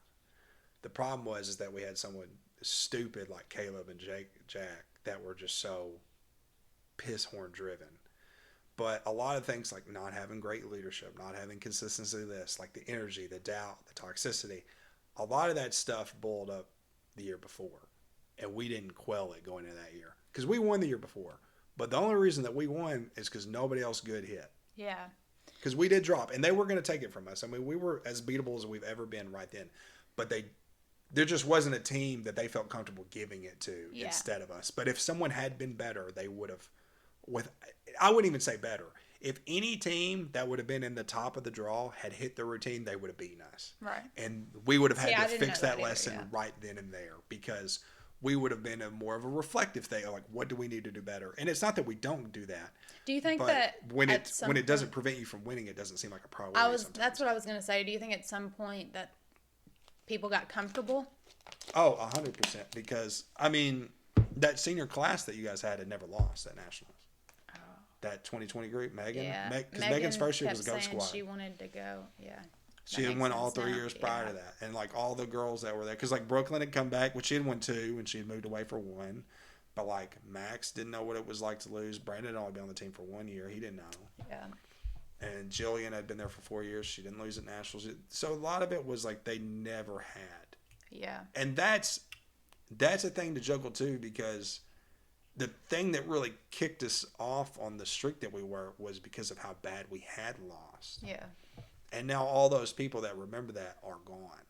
Okay. And yeah, that year officially, because like Taylor was a freshman on that team that bombed. So those girls are gone. Everybody that remembers the worst day of our program's history isn't there to remind you of what happens. And that's what makes what we did so special, and that would have made the longevity, that 4 in a row, special. Because to take a whole group and never know what it's like to lose, and to continue to maintain the discipline of lessons that other people learn, despite the fact that you didn't have to learn them, that you're observant, that would have been a big deal from a program perspective, you know. And I honestly, I felt like that 19 year, we probably won when we shouldn't have. And if we had lost there like we were supposed to, we would have won the next year like we should have. I think that if we lost the year before, we would have won that year, 100%, because it would have picked everybody up. It would have had a little bit of fire, and it gets you to that point where, like, I don't give a shit. I'm gonna fix the wrong from the year before. You know, I think that we created that though for the next people behind us. Agreed. To a degree, it was a degree. It was a process. Yeah. But like I said, we'll go back and forth on that. But I do think, too, like when I look at this long form, honestly, it was a long time before we really dealt with the problems from the 2019 squad, because I felt like it was ingrained in that group that caused a little bit of the friction in that year, and then I would have them again the next year and the year, and really until I got them out of the door, because I was so excited to and it wasn't because of that. I just felt like it was so ingrained at this point, like I can't rewire them. Yeah, and it's nothing against them, but there were times that they just didn't have the confidence all the time. And it's hard. Don't get me wrong, I get it. As a kid, I didn't get it. Yeah. I didn't get it at all, which is one of the reasons why I'm so crazy now, probably. It was almost like there was always a shield or a cloud over you guys that always made you guys think that you weren't what we saw. Yeah, we definitely didn't know our worth. Yeah, at all. Was always... And I think that's why, too, like, that's why I always say, and we'll talk more about this, but like when I look at my sickness, I feel that I have overcome everything and I feel complete with it. When I look at my cheer history, I'm like, damn, that's unfinished. And that's what hurts the most. Knowing that I didn't finish off with a national championship. Like, because, listen, my sophomore year, I wasn't on the mat. And so, yeah, we still won nationals, but it was also virtual. Like, that was a completely different thing. You know what I mean? So, to me, I just feel like... But we won it. We did win it. No one else won it. We did. We were the best at the weird thing. Yeah. Us. Yeah. Fuck y'all. We did. But, well, too, like, I always... It's a conflicting thing, because, like, I look at myself now, and I talked about, like, my last year at McCracken, I thought I did the best work that I've ever done, ever.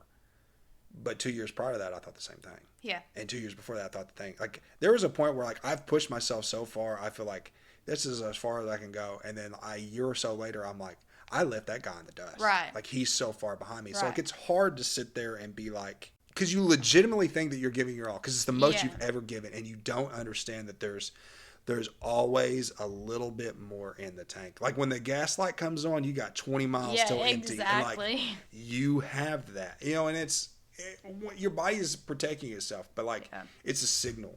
And like I understood that, because I've always had to mitigate and manage my pain. It's never been, I mean, I've been hurting since I was 18 years old. Yeah. And I've been, the mentality and the masterclass that I've had to put on to make sure that I can walk since I was 24 years old, let alone continue to do the things I do. Yeah.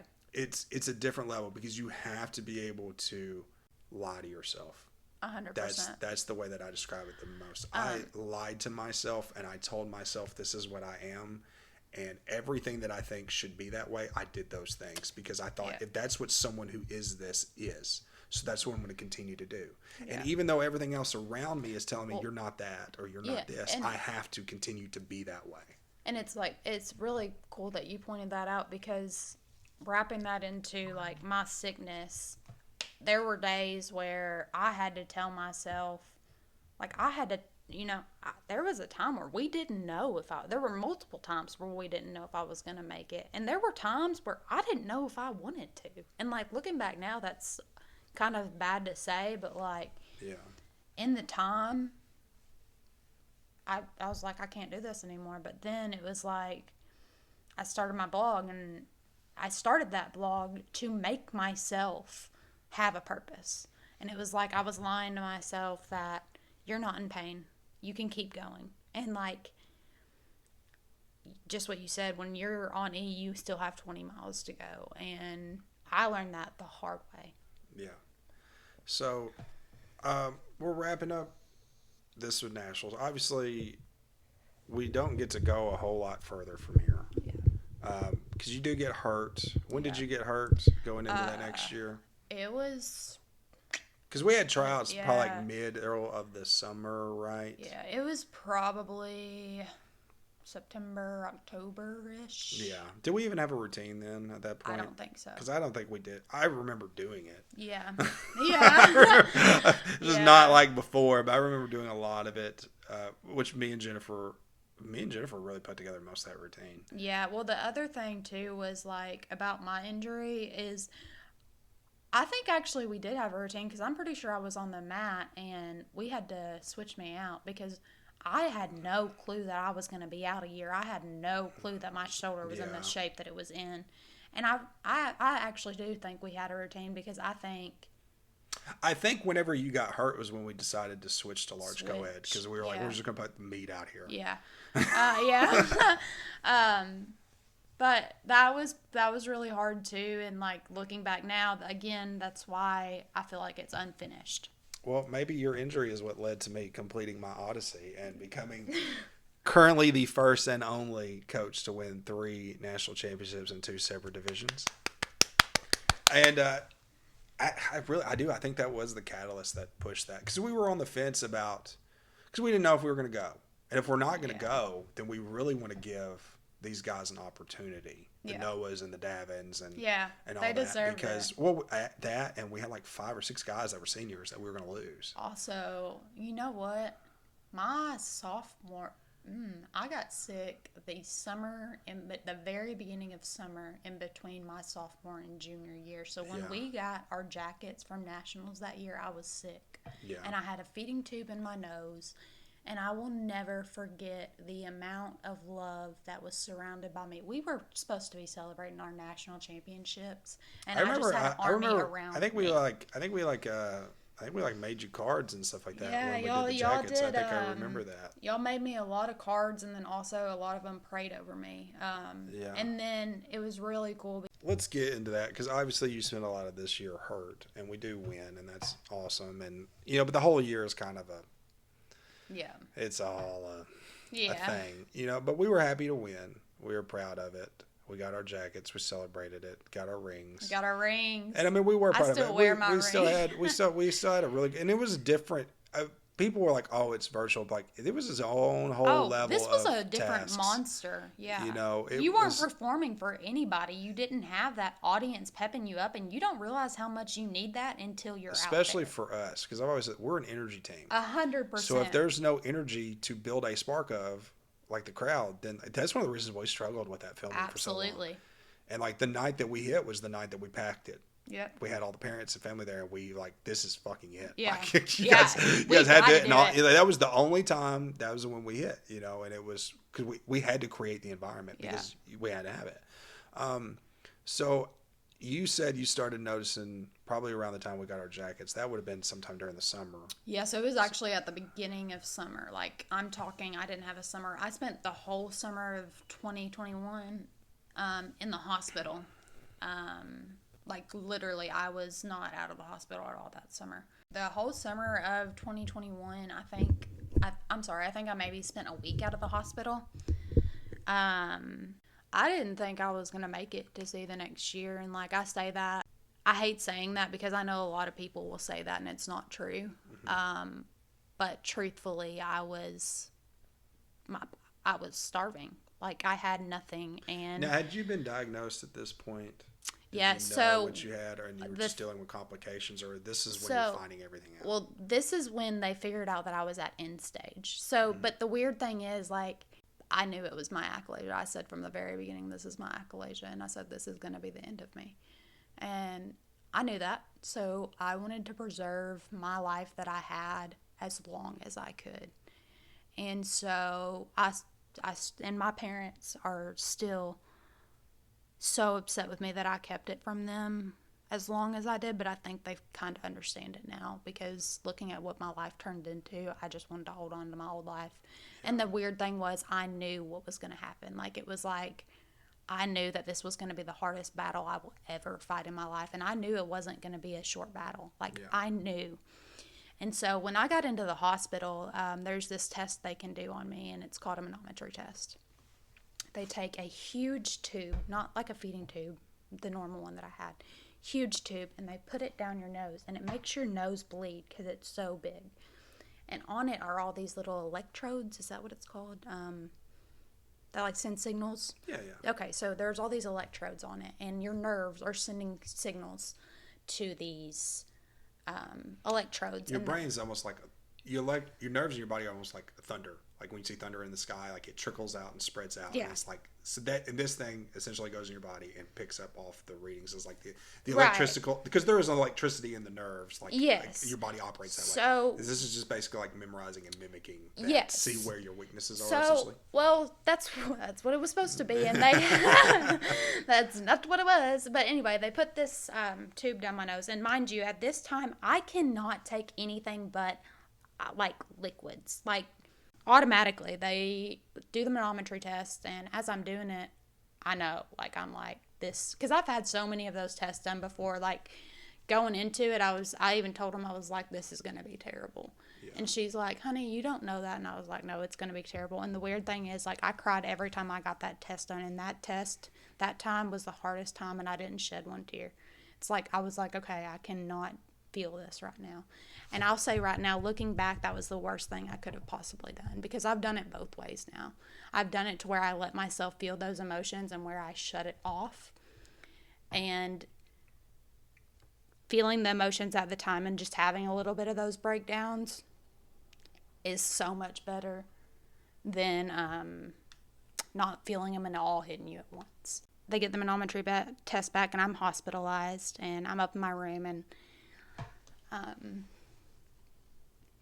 right after the test, I had an English bulldog, and my brother was at home watching him, and my mom's bawling her eyes out, and I'm like, what's going on?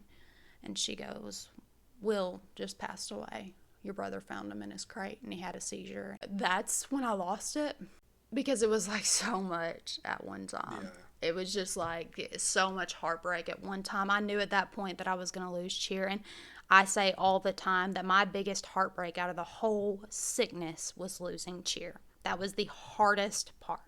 Like, the pain and the mental stuff that I went through because of my sickness doesn't compare anything to the way that I feel towards losing cheer. But when I found that out, I lost it. And then after that, I was like, okay, like, I have to go in fight or flight mode right now, because if I don't fight for my life, I will die. And they came upstairs.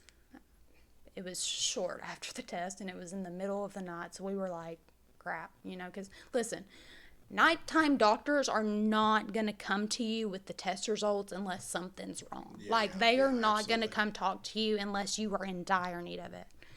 They come out, I've just found out my dog died, and they're like, your achalasia is back, and it is back with a vengeance. When they did the test, there was not a single nerve that sent a message to that those electrodes. And even like the nurse, when she was telling me it, they almost delivered it like you would think someone would deliver saying you have cancer. Like, they were heartbroken for me, and they looked at me and they're like, we can't do anything for you. Like, we don't know what to do for you at this point. We can put you on a tube feed. We can keep you in the hospital for a little while, and give you IV nutrition. I stayed in the hospital for so long, literally only surviving on fluids. I lost so much weight, my collarbones were sticking out. My hair was falling out in clumps because of malnutrition. I was the lowest I've ever been, and it's kind of hard for me to remember that point because I was so numb. Like, I just remember thinking, you can deal with this later, but right now you have to fight for your life. You don't have a choice. Yeah. So they're like, we need to get you to either a Mayo Clinic or Cincinnati Children's, because Cincinnati Children's, I have my issues with them now, but they did save my life. And they were a big research hospital, and that's where the issue came in at, because they were treating me like a lab rat while I'm dying. Does that make sense? Like, you can test me later and do all these research things later. Get me well first, you know? Now, prior to this, or you tell me, because I remember speaking to your mom once, and she told me about several procedures they were going to try to do. Had you done these at this point? Yeah, so already? I did. Because I remember she telling me about the balloon. Yes, so they would go in and they would put a balloon that was not inflated into my esophagus, and they would blow it up in my esophagus and basically stretch my esophagus open. But not like a normal person who gets their like, they were doing it to the point where my esophagus was about to tear. Yeah. So at that point, I had probably 3 Botox injections into my esophagus, which is like terrible. Like, you're not supposed to get that many. And they had also done 2 balloons back to back, the biggest size they could do. So my esophagus literally could not take another balloon. Another Botox wasn't an option because it was obvious the nerves are not waking up. They're like, this is not going to wake it up. You need to have an esophagectomy, and we can't do that here on you. We don't have a pediatric doctor that can do an esophagectomy. We don't deal with that, you know? Mm-hmm. So they're like, you need to either go to Mayo or Cincinnati. And I'm like, okay, let's do Cincinnati, you know, because it's just closest. I wish, looking back, that I would have gone to Mayo, but it was so far away. You know what? I don't wish that, because Cincinnati was hard enough. Like, it was 5 hours away, and I was away from my family. And so they're like, you probably won't hear from Cincinnati for a while. So we're going to put you on a feeding tube, and you need to enjoy your moments right now, because we don't know. And they told me straight up, we cannot help you. We don't know what your future is going to look like. And so, you know, and so much stuff was going on too. Like, it was like my whole world was just collapsing around me. I went up to Cincinnati and immediately hospitalized. They did another test on me called the flip, and that test, like, we had a good idea because of how bad the manometry test was. Mm-hmm. We had a good idea that all my nerves were dead, but they're like, this flip test will tell us confirm if 100% if your nerves are dead. Do the flip test, and to be honest with you, Burnham, I don't even remember what that test was. I don't remember anything about taking that test. I don't remember nothing because I already knew. And so when they got the results back, they were like, there is no activity in your esophagus, none. They're like, you are going to have to get an esophagectomy, but we can't do that on you right now because you're too weak. So it was like, what am I supposed to do? You know, and there was this whole period of like waiting and trying to build my body up to be able to even withhold surgery. And even when we did it, we weren't sure that I was going to make it off that table. We only did it then because we didn't have a choice. It was either I do the surgery or I'm dying, because my esophagus ended up decaying, like falling apart in my body. After many hospital stays of getting TPN and lipids, which is like literally the strongest IV nutrition it's IV nutrition, but it's basically like you're eating a steak and baked potato for every single meal, you know, like stuff with protein. Baby. Here we go. And then also on top of that, I'm getting infusions left and right. Every vitamin you can think of, I'm getting it. I'm anemic. I am going downhill, and they are just pumping me full. You know, so like RoboCop. Yeah, literally, I'm just getting all the stuff, you know. All that's left is your face. Yeah, literally. So they were like, okay, we finally, and like the formula that they put me on, the stuff that, so they were like, we need to get a more permanent tube in you, because even after we do this esophagectomy, you're gonna have to have a tube. You're not gonna have an esophagus. You have to have a tube. So they're like, we need to put a more permanent one in. So that's when they're like, go home for a week, enjoy. Or maybe I brought it up again. I don't remember how it all started, but I came home. I went back up to Cincinnati and I got the permanent tube placed. And I tell you, that was probably one of the hardest things I've done mentally, because it was like that was my permanent thing. It's not going away. This is a part of you. Yeah, now. that's a part of me now. And it was also so painful. Like, they're cutting a hole inside of you, in a deep hole. It's got to go through muscles. It's got to go through your abdominal wall. Like, they're cutting into your abdominal wall. It's a very painful surgery. And I remember waking up and feeling that, and I was like, whoa, like, I got something in my body that I'm going to have forever. And it's like, hit me like a ton of bricks. It was a really hard procedure for me. Yeah. And so I finally got built up with the tube and getting all this nutrition. I was doing liquid protein, and it was this honey stuff. Like, it looked like honey, and my dad had to push it in slowly, and it made me so nauseous. Like, it was the thickest, he had to mix it with water, and to dilute this shit. And he was the only one that I would let do it. I'm like, no, everyone else is too thick. No, no. And so I'm pumping up, and at this point, my body is like, I'm getting some fat on it. Not like I needed it. I was down to 99 pounds, and I don't think I ever got up above 110 maybe. So I didn't gain a whole bunch, but I had to be at least 10 pounds is good. That's good. That's really good growth if you're exactly. That's exactly what you wanted for. We're gonna try a redo Hallee Clere. So I had the Hallee Clere in 2018. It's basically where they cut my esophagus and pull my stomach up to kind of help form a new path for the esophagus. So it's not a permanent fix, and we knew that. I just needed a couple more months. So was I happy about getting that surgery? No, I threw a tantrum because I knew I knew it wasn't going to work. I knew it wasn't even going to, because he's like, it could give you a year or 5 years. And I'm thinking, no, it's not. But whenever I got it done, the redo Hallee Clere done, it wasn't a day later that my symptoms perked up and got 10 times worse. Not only did they come back a day later, I got worse in the span of 3 days. And so my surgeon's like, you've been through enough. We're taking your esophagus out. You're going downhill. There's something inside there that we can't see on any imaging that is not going well for you. Well, I have this question too, because we have some of this stuff pop up where I work. And there's always been a theory that it's tied to another autoimmune disease, absolutely, potentially, or that's it's more of a reactionary thing because they can't understand what causes it, and maybe it's more of it's a symptom of something than it is its own individual thing. So did they put you through a lot of other tests for potential things? Yeah. And I was put through every single test you could think of, and nothing popped. Nothing ever popped up.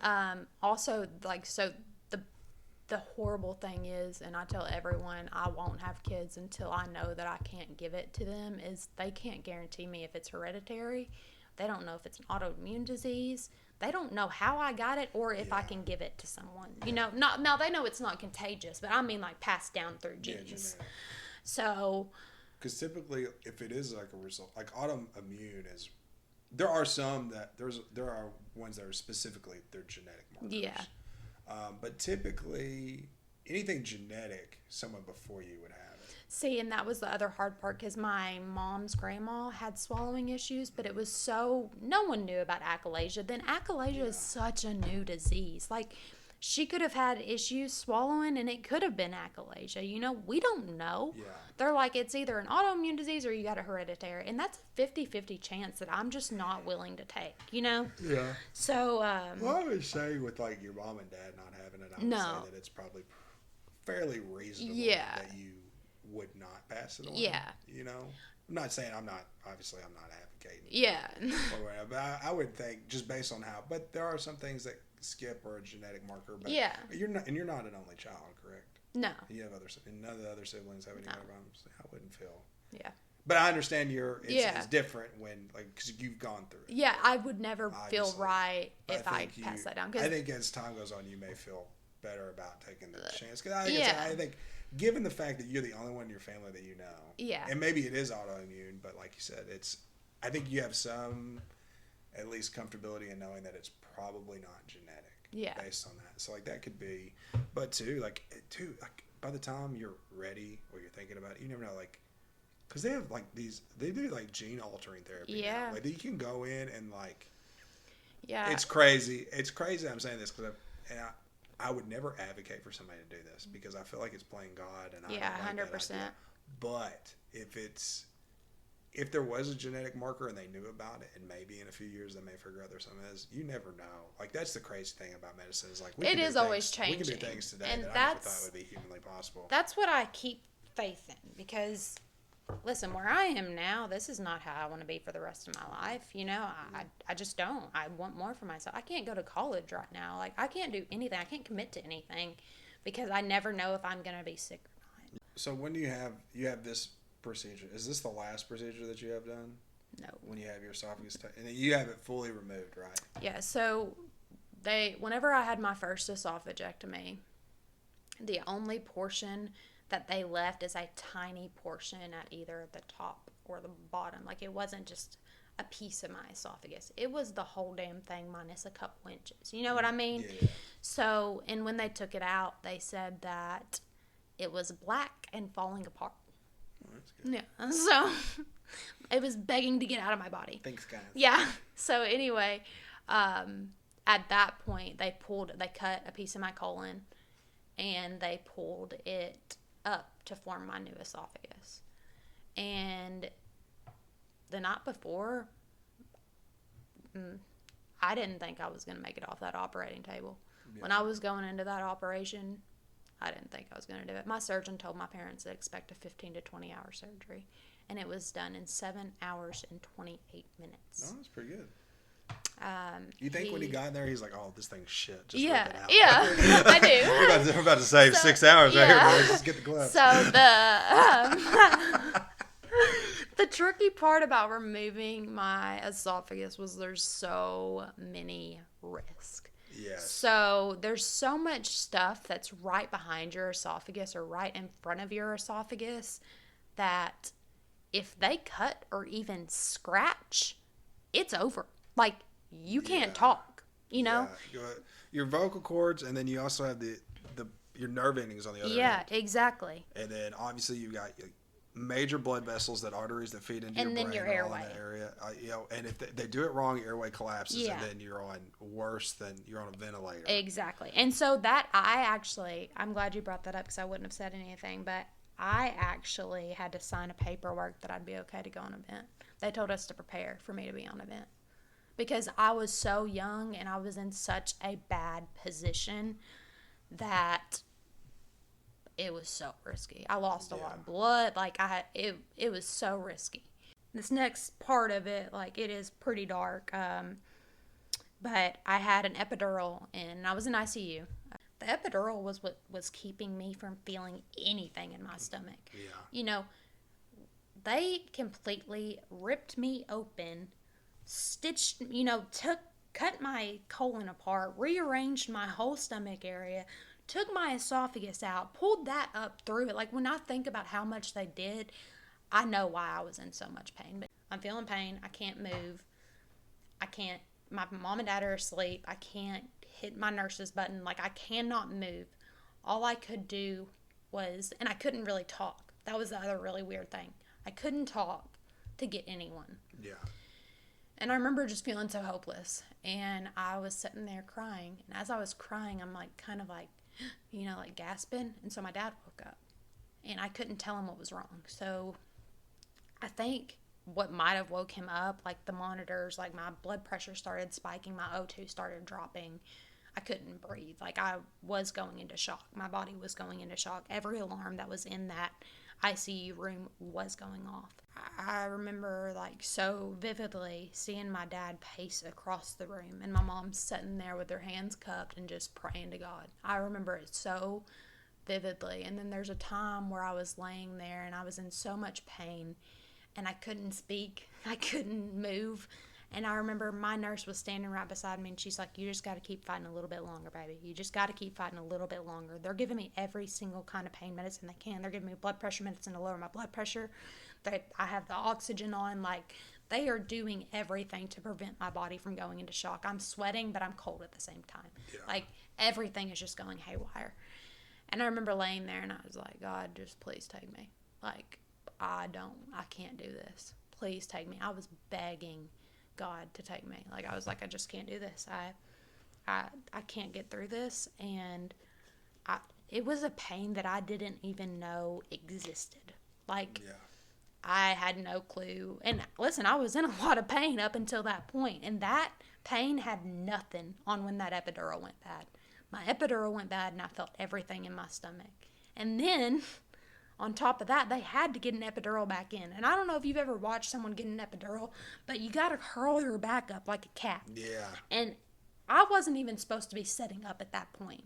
So as I'm bending over, I can feel all this. I mean, like I said, they're pumping me through with fentanyl, morphine, I'm getting everything, but nothing is touching this pain.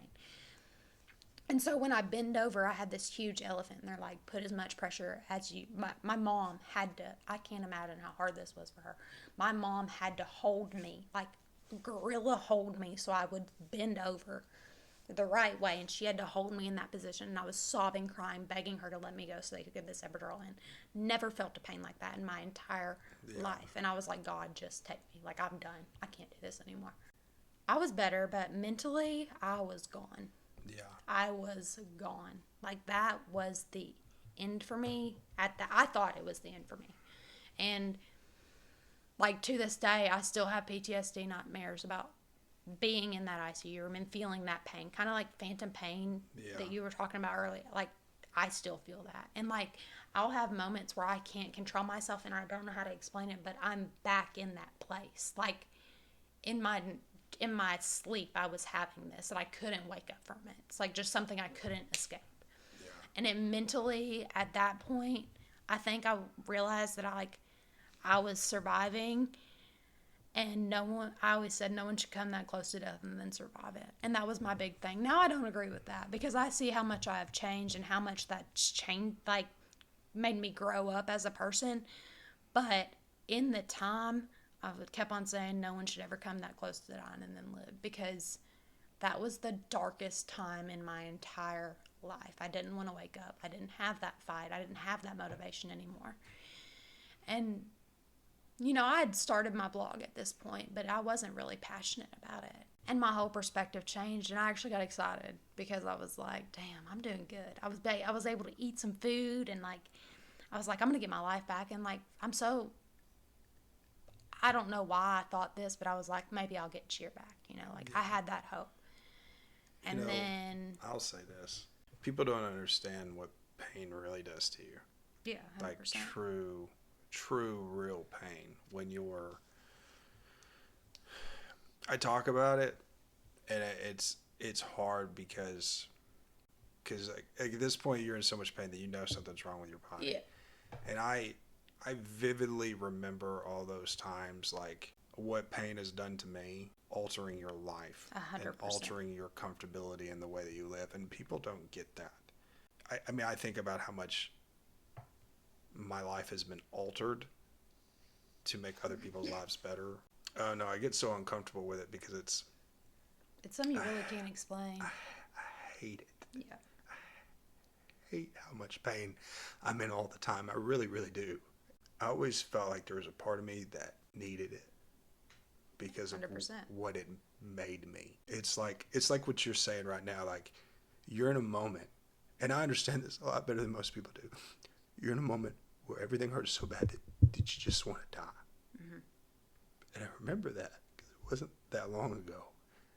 But but when you get, it's not even really that the pain goes away. It's just a glimpse of a little bit of a relief. Yeah. And it's like that didn't kill me. Yeah. And here I come. And, like, I'm getting better. And I remember all that from, you know, what happened. You know, I was done. I didn't care. And that created a lot of my problems.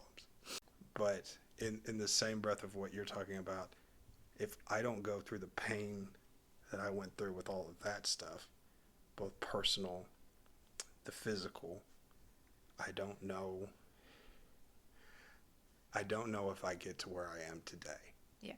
And as much as that sucked, and as much as I didn't want to go through it, I can't help but feel like it put me in a place where I have to be. Yeah. And where I needed to be. And I didn't understand it all the time, and I still really don't. Oh yeah. But there is some comfortability in where I am now that at one point in time I never thought I'd get back to. Yeah. And I hear you talking about that, and it just kind of it's different. It's different stories because there's all a uniqueness to it. Obviously, you're fighting for your life because of something that you can't control. Yeah. And yours is more medical. Mine is in a personal sense, but in the same way, there's the parallels that run side by side in each other in the two. And that was one of the reasons why, we'll get to it because you're getting ready to talk about your blog, but your blog was what really put me back onto you at one point. After that surgery, I want to say at most 4 months, and I got a glimpse that I thought I was going to get my normal life back. Not back to where it was, but I was being able to tolerate some foods, and I was doing great. I looked healthy. Time stopped again, and I started getting sick a lot. I was having to miss work a lot. It wasn't fair to them, so I was like, I can't do this anymore. And then from about 4 months post-op to 2025, when I got this new surgery done, I don't know how else to explain that time other than pure hell. I was in the hospital for 3 or 4 weeks, and if I wasn't in the hospital for a month, then I was there every other week. I was at the hospital more than I was home. I lived in the hospital, and all those emotions that I'd kept away for so long were hitting me like a ton of bricks, and I didn't have that want or desire to fight. And it was another point where I was like, I can't do this. I can't do it. I stopped writing on my blog. I lost everything, and I just lost myself in my sickness, and that's something that I promised myself I would never do. But I think what happened was I got my hopes up, and I got used to the fact that I had my normal life. And so then when I went back into the hospital, and I lost everything again in a way. And I don't know how to explain it other than no matter if you're in the hospital for a week or for 4 months straight, you change. You change a lot. It's so hard because those walls start closing in on you really quick. And a lot of the times I was in so much pain, or I couldn't leave my room. I couldn't get up and walk, I was absolutely miserable, and I was being a lab rat because no one knew why it wasn't working again. Why did it start working, but now it's not? I didn't think I could get any lower than where I was in the ICU, and I didn't mentally, but physically, I was down. Yeah. I was down bad. And I think I didn't have as much fight left in me because I was just drained. I was like, I've done it for so long. It's so exhausting, too, because, you talk about the walls closing in. It's always both mental, and in this case, it's now also physical. Absolutely. Because your mind is already, when you're going through a situation like this, your mind's already a tough place to be anyway. So a lot of times you would want to fall back on your environment and your normalcy. But now your normalcy is this room. Yeah. And this hallway and this nurse and that nurse. And you feel contained physically while also feeling contained mentally. And that is... There's not an escape. There was no escape, and that's the worst part of that. It's like a jail in a jail. Yeah, and Inception, but separate. But I've always been since I was 8 years old. I've always been a Christian, and there was never a time where I didn't believe God had a purpose for me, but there was a time where I did not want to speak to God. I did not want to have anything to do with God because I was like, why are you still putting me through this? what is the purpose? Have I not suffered enough? Have I not gone through enough? Have I not proven to you that I want to be like, I'm doing everything you're telling me to do? Am I being punished for something? And I started becoming so ashamed with myself. And my preacher, I'm really close with him. Like, he's helped me through therapy. That man's single-handedly saved my life. I probably would not be here if that man had not talked me through a lot of stuff. And it was way before medical stuff. He got me through a lot of really messed up stuff. And I didn't talk to people either, because I didn't want to bring my burdens onto people. I became so distant with even my best friend. Me and Jack Hausman went from talking every single day to sending each other memories. And it was my fault. I closed him out. I did that. And it took me a really long time to understand that I was the one that did it. But, like, looking back, I'm like, I shut everybody out. I shut my boyfriend out. Like, I shut everybody out. And I completely and utterly doomed them while I was trying to help them. Yeah. I was pulling myself away to protect them because I knew I was so dark and I didn't want anyone having my problems. And I've always been a private person. I'm not one who's going to tell you all my shit that's going down. I'm just going to show up and I'm going to do it because I feel like being vulnerable makes me weak. And that's something I'm working on, but... Too, sometimes, because like I did the exact similar thing, because it's not even so much that. Sometimes it's that their very presence is a reminder of what was. Yeah. And sometimes that's really hard to go through because, like, what are they going to talk to me about? Well, they're going to talk to me about all the normal things that they're doing that I can't. And while it's important, I love them and I want to be a part of their lives, it's almost like looking at a story that I can't relive again. Oh, 100%. I can't tell you this or that, and but things are different. And and it's it breaks complicated my heart because you want to hold on to them, but you have to let go of other things too. Absolutely. And like, I can't tell you how many of my teammates I have pulled away from that are now cheering because I physically cannot see that. You know what I mean? Like, it's hard. It's so hard. And it's not because they don't deserve it, because they deserve it, but I deserved it too, man. Like, I put 13 years into this shit. You know what I mean? Yeah. And it felt like it was all going down the drain. And so, really, I mean, people think I'm crazy, but the hardest thing was knowing that I didn't have an escape anymore. Cheer was my safe place, and everything that I knew was gone in flames. I ended up leaving Cincinnati. I just felt they couldn't help me anymore, and I do appreciate that they saved my life, but I do also feel that there were some instances where they kind of made me feel stupid and made me feel unvalidated. Yeah. And that was a really hard thing, because I was so sick at that point. I couldn't have had a surgery anyway. And so I remember going back into his office, and he's like, yeah, I mean, it's literally in an L shape. And I said, I remember being so, like, honestly, there's no other words for it than pissed off. I was like, are you serious? I've had scope. He just did a scope. I had probably 15 to 20 scopes done, if not more. That's just a guess. In almost a year and a half. And he does one, and he sees that my colon's in the shape of an L. Yeah. So that was a big slap in the face. And so I asked him, I was like, how was this missed? And he said, I don't want to shame them. He said, I don't know how it was missed. He said, but he's like, I don't know. I do not want to talk bad about anybody but this Chuck. Yes. They're not good at jokes. Yeah. So. God, yeah. I'm thinking of like the movie, like The Hangover. Yeah. Like that's what I'm picturing in my head. Yeah. So I was like, okay, sweet. What do we do about that? He's like, well, you're gonna have to decide if you want to live this way or if you want to go through the hardest surgery and recovery you'll ever have in your life and the most pain you'll ever feel in your life. He was like, that first sophagectomy isn't gonna do it. Damn tough. Like, not even gonna come close. Sorry, you're fine. I didn't realize I was stepping on your feet.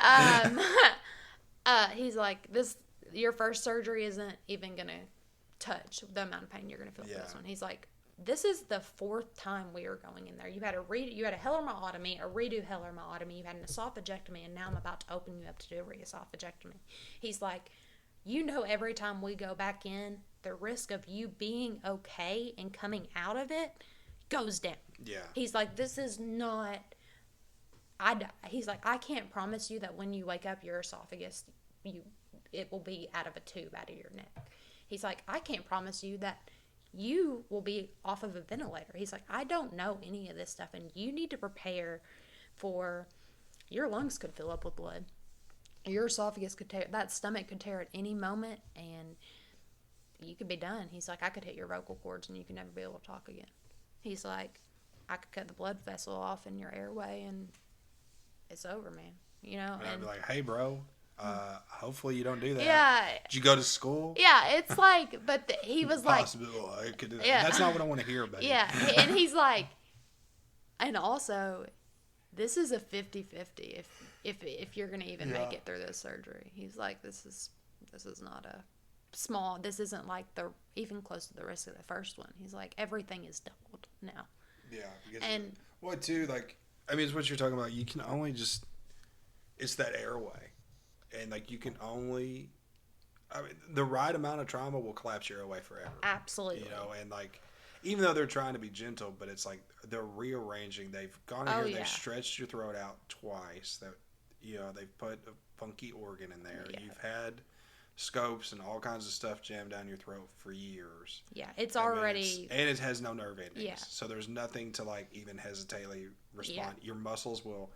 typically when you lose nerve endings, like you start to atrophy in other parts of your bodies. Yeah. And like your hands will close up like mine are doing right now where I've got mine. But like if it's real bad, like a paraplegic or something like that, everything's like knotted up. And your throat can do that too. Yeah. So, like, the more that you continue to take this risk of going in there and doing all this stuff, the more likely that you are that eventually, you know, if they have to keep going in there and keep going in there, at some point you're going to hit the jackpot. Yeah. And we're trying to avoid that. Yeah. How long did it take you to make that decision and say, fuck it, I'm going for it? Not long. Actually, like, it wasn't, he actually made me wait. He made me think about it. He's like, I'm not taking an answer today. I'm not taking yes as an answer today. If you would have told me no today, I would have taken that answer. He's like, but I am not taking yes today. And I was so mad at him. I was like, you're seriously going to make me wait again? He's like, I wouldn't operate on you for anything right now. He's like, your other surgery was to save your life. This is for a quality of life. I could make it to where you can live like this. You can, but it's not going to be fun. It's going to be exactly how it is right now, and I can't promise you it's going to get any better, or I can't promise you it won't get worse, you know? And I'm like, man, this is pretty much like all in. Essentially. Yeah, it either my life is going to be better or it's going to potentially be worse. Exactly. And that was the gamble that you were playing. And like you said, at this point, you're kind of like,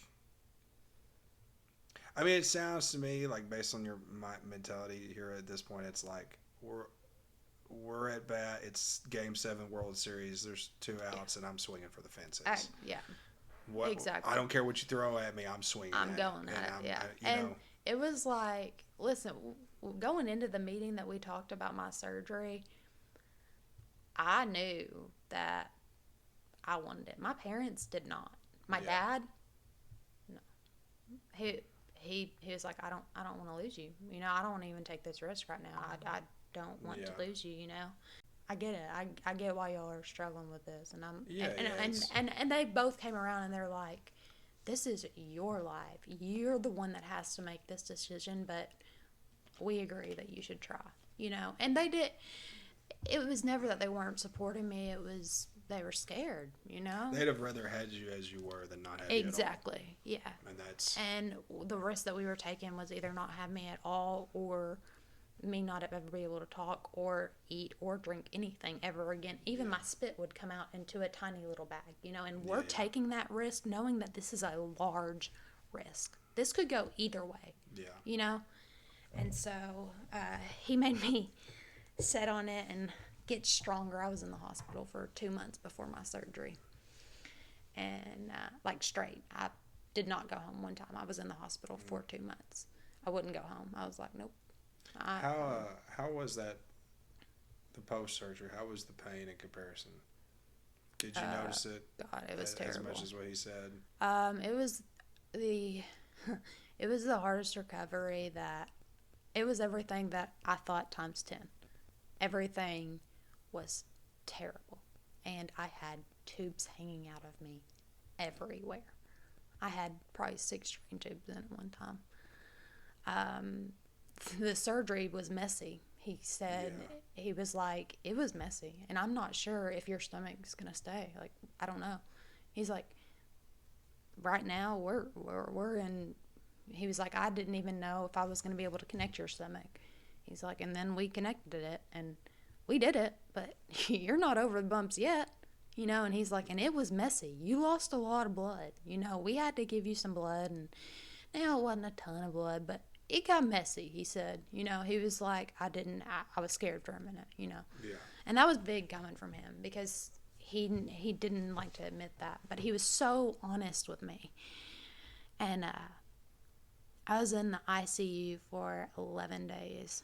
I was at 3 days post-op. I was up and walking laps around the ICU floor. Right. Yeah. I have a picture on my phone, and there's tubes hanging out everywhere of me, and I'm just grinning because I'm walking, you know.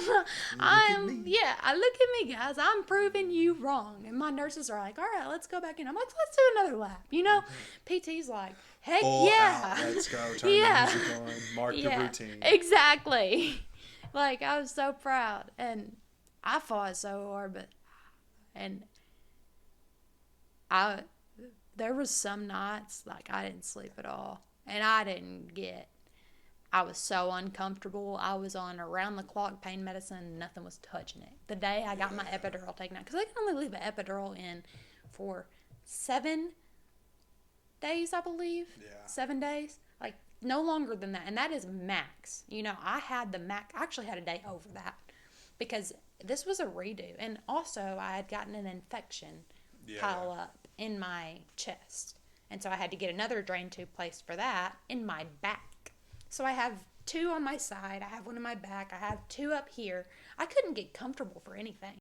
Since then, my blog has been better than it's ever been, and I have learned that I touched more people than I even knew. And that's given me hope. That's given me a purpose. That's given me a reason to keep pushing and to keep fighting. And that's changed my entire outlook on everything. You know, listen, now I still can't go to college. I can't drive even right now. I cannot do anything where I can't stay over at a friend's house. I mean, I cannot do anything where I am not with either my parents or someone who knows how to give me a shot in my leg if I go down, or who knows how to get me to the closest emergency room. You know, like it's not just as simple as going to hang out with a friend. I have to make sure that friend knows what to do in case I'm down. I have my bad days where I can't even get up off the couch, but I take the good days and I make them count. Yeah. Because no one's promised tomorrow, but like I've come that close to losing it, there's no point in wasting time now. Like, I find myself, I don't care what people say about me anymore. I used to clap back. I would run you down. Like, you know, I would trash you. I'd put you in the ground. Now I'm like, talk your shit, you know? Like, I don't care if you like me or not. Now I've actually started to open up more, and I want to get my story out there, and I don't want to edit it anymore. I want to say the raw and harsh truth. This is how it is. Yeah. No filters, you know, and I mean, we'll say this, and we'll get close to wrapping this up here. You know, I talked about just in like my little promotional video, just seeing your videos, and I remember it was probably like close to my second to last competition. I just remember, like, I've talked about this a little bit long before. I just felt like my body was failing me. Like, I'm old, and I've been beating this up for a long time. And I remember being in that hotel room that night because we were competing the next day, and I just remember flipping through and seeing all your stuff and just watching it and looking at that. And, like, you know, like, you've posted, like, the pictures of you, and you're, like, in a workout set, and, like, you got the big scar up your stomach. And, like, that, and, like, seeing your port for your feeding tube, and, like, just seeing all that stuff. And, like, it was just the way that you continued to be uplifting and the way that you continued to be positive. And, like, I know that it's not easy to do that. And, like, I understand that. I don't even think it's so much that I was just like, I have to do this because of her. I felt like I could do this because of you, if that makes sense. It's not like I'm not doing this out of because I pity you. I think it carried me a lot because I admired the fight. And in a lot of ways, that's what I always talked about, being relentless in situations like we've just talked about where like you don't know. But like what somebody tells me and what's fact on paper doesn't matter. At this point it's like it's either I can or I can't. And I've seen a lot of that embodiment in you and what you're doing because I know that it's not easy to go through. It's not easy to spend so much time in isolation. It's not easy to enjoy your food through a bag. It's not easy to not be able to do these things and like to still find a way. That to me, that's the story that I always think is at the forefront of my mind, is that I always get down to like at the very, if you strip everything away, it's all bullshit. It's either it is or it isn't. And I talked about it a lot at nationals. Like when you get down to nationals, it's the same thing as being in the gym with everybody else, with nobody in the stands. It's just being in your home gym. You strip away all this stuff, and truthfully, we don't really get to that, but life is that way too. Life is not about the places that we go or the foods that we eat. It's not all these tangible things. Like we take this for granted, but like there's people that they don't even get to eat what you're eating. They don't eat at all. You know, like they're starving. There's people that aren't even here. There are, and like I complain about being in pain, but there's people that don't even have parts to feel pain in. Right. You know, it's that, but there's still a way. There's 100%. still enjoyment in life, because once you realize that it's not about this physical, it's not about normalcy, it's about the root, the simplicity of it, of what life really is. What is, because people are like, oh, it's about having a good and quality life. Well, what is that to you? Yeah. And what is reality? Because there's some guy that would be happy in a cabin in the woods with no electricity and no running water, living off the land, and it would be the greatest life that he's ever had. Absolutely. And there would be some dude that would be like, well, I just want to be in the big city and driving fast cars and going out, and like to him that's the best life he could ever have. Yeah. And then you'll have some dude that wants to live in Alaska in a hut, and he wants to go to hockey games, and he wants to live, you know, everybody. But like your life may be different from other people's, but it's not any less than anyone else's. And that's what people get so wrapped up in this bullshit about it being this and it being that way. But like people don't understand that like there are some things in this life that you really don't need. 100%. And there are some things in this life that everybody takes for granted. And you've let go of some stuff that people would have a hard time letting go of. And you've demonstrated that life can still be enjoyable and it can still be meaningful, because like I said, the truth about life is not in the bullshit. It's about this right here, like me and you over time, still having a connection, still having an understanding. Those are the things that are important about life, because little do we know, like, I mean, just looking at it from our perspective, and you can look at this from every individual in your life, but like, think about when we first met and where we are now. Yeah, 100%. And that everything is so different today from how it was, you know, all those years ago. Your life's drastically different and mine is, but it's not even really because of cheerleading that we're here in this moment. And we're doing it for the blog, but like our connection existed not because of the circumstances of our life, but because of what we made out of our lives together. Absolutely. And it's not about this or that. And that's, I mean, like I said, I remember I just seen that and I was like, this is, you know, I got to fight. And I have to. And I was like, it's like, how close can I get to that line? And a part of me always wondered, like, how far can I actually take it? Because like, it's like I said, every single time, like that moment when I felt like I didn't have anything else to give, there was always a little something else. Yeah. And I was like, I'm sitting here and I'm like, fuck, this kid's fighting for her fucking life. And I'm bitching about this. And I was like, this is not me. I was like, this is, you know, there was a point in time where I felt like my emotions, especially towards the end at McCracken, where I felt like my emotions and how much I loved and cared of you guys made me weak. And there were times where I felt like I couldn't be as ruthless as I had been on the way up, because I didn't want to be like that towards you guys. But then in the end, I found out that it's because of people like you that I even could to begin with. And that's the real story that I've always wanted to tell, and that I feel like we're telling now, is that life is yours. The definition of that does not apply to anybody else's. And the bond that like me and you have is a unique bond that you won't have with anybody else, but you can say that about every individual. And I can look at here now and still be as proud as you as the day that we got our jackets and the day that you got your rings. Like, to you, that's like the happiest day in your life. But to me, like, this is one of the happiest days that we've ever had together, because we're here after everything. Yeah.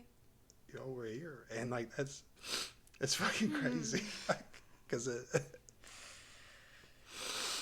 gotta give you a hug because I love you.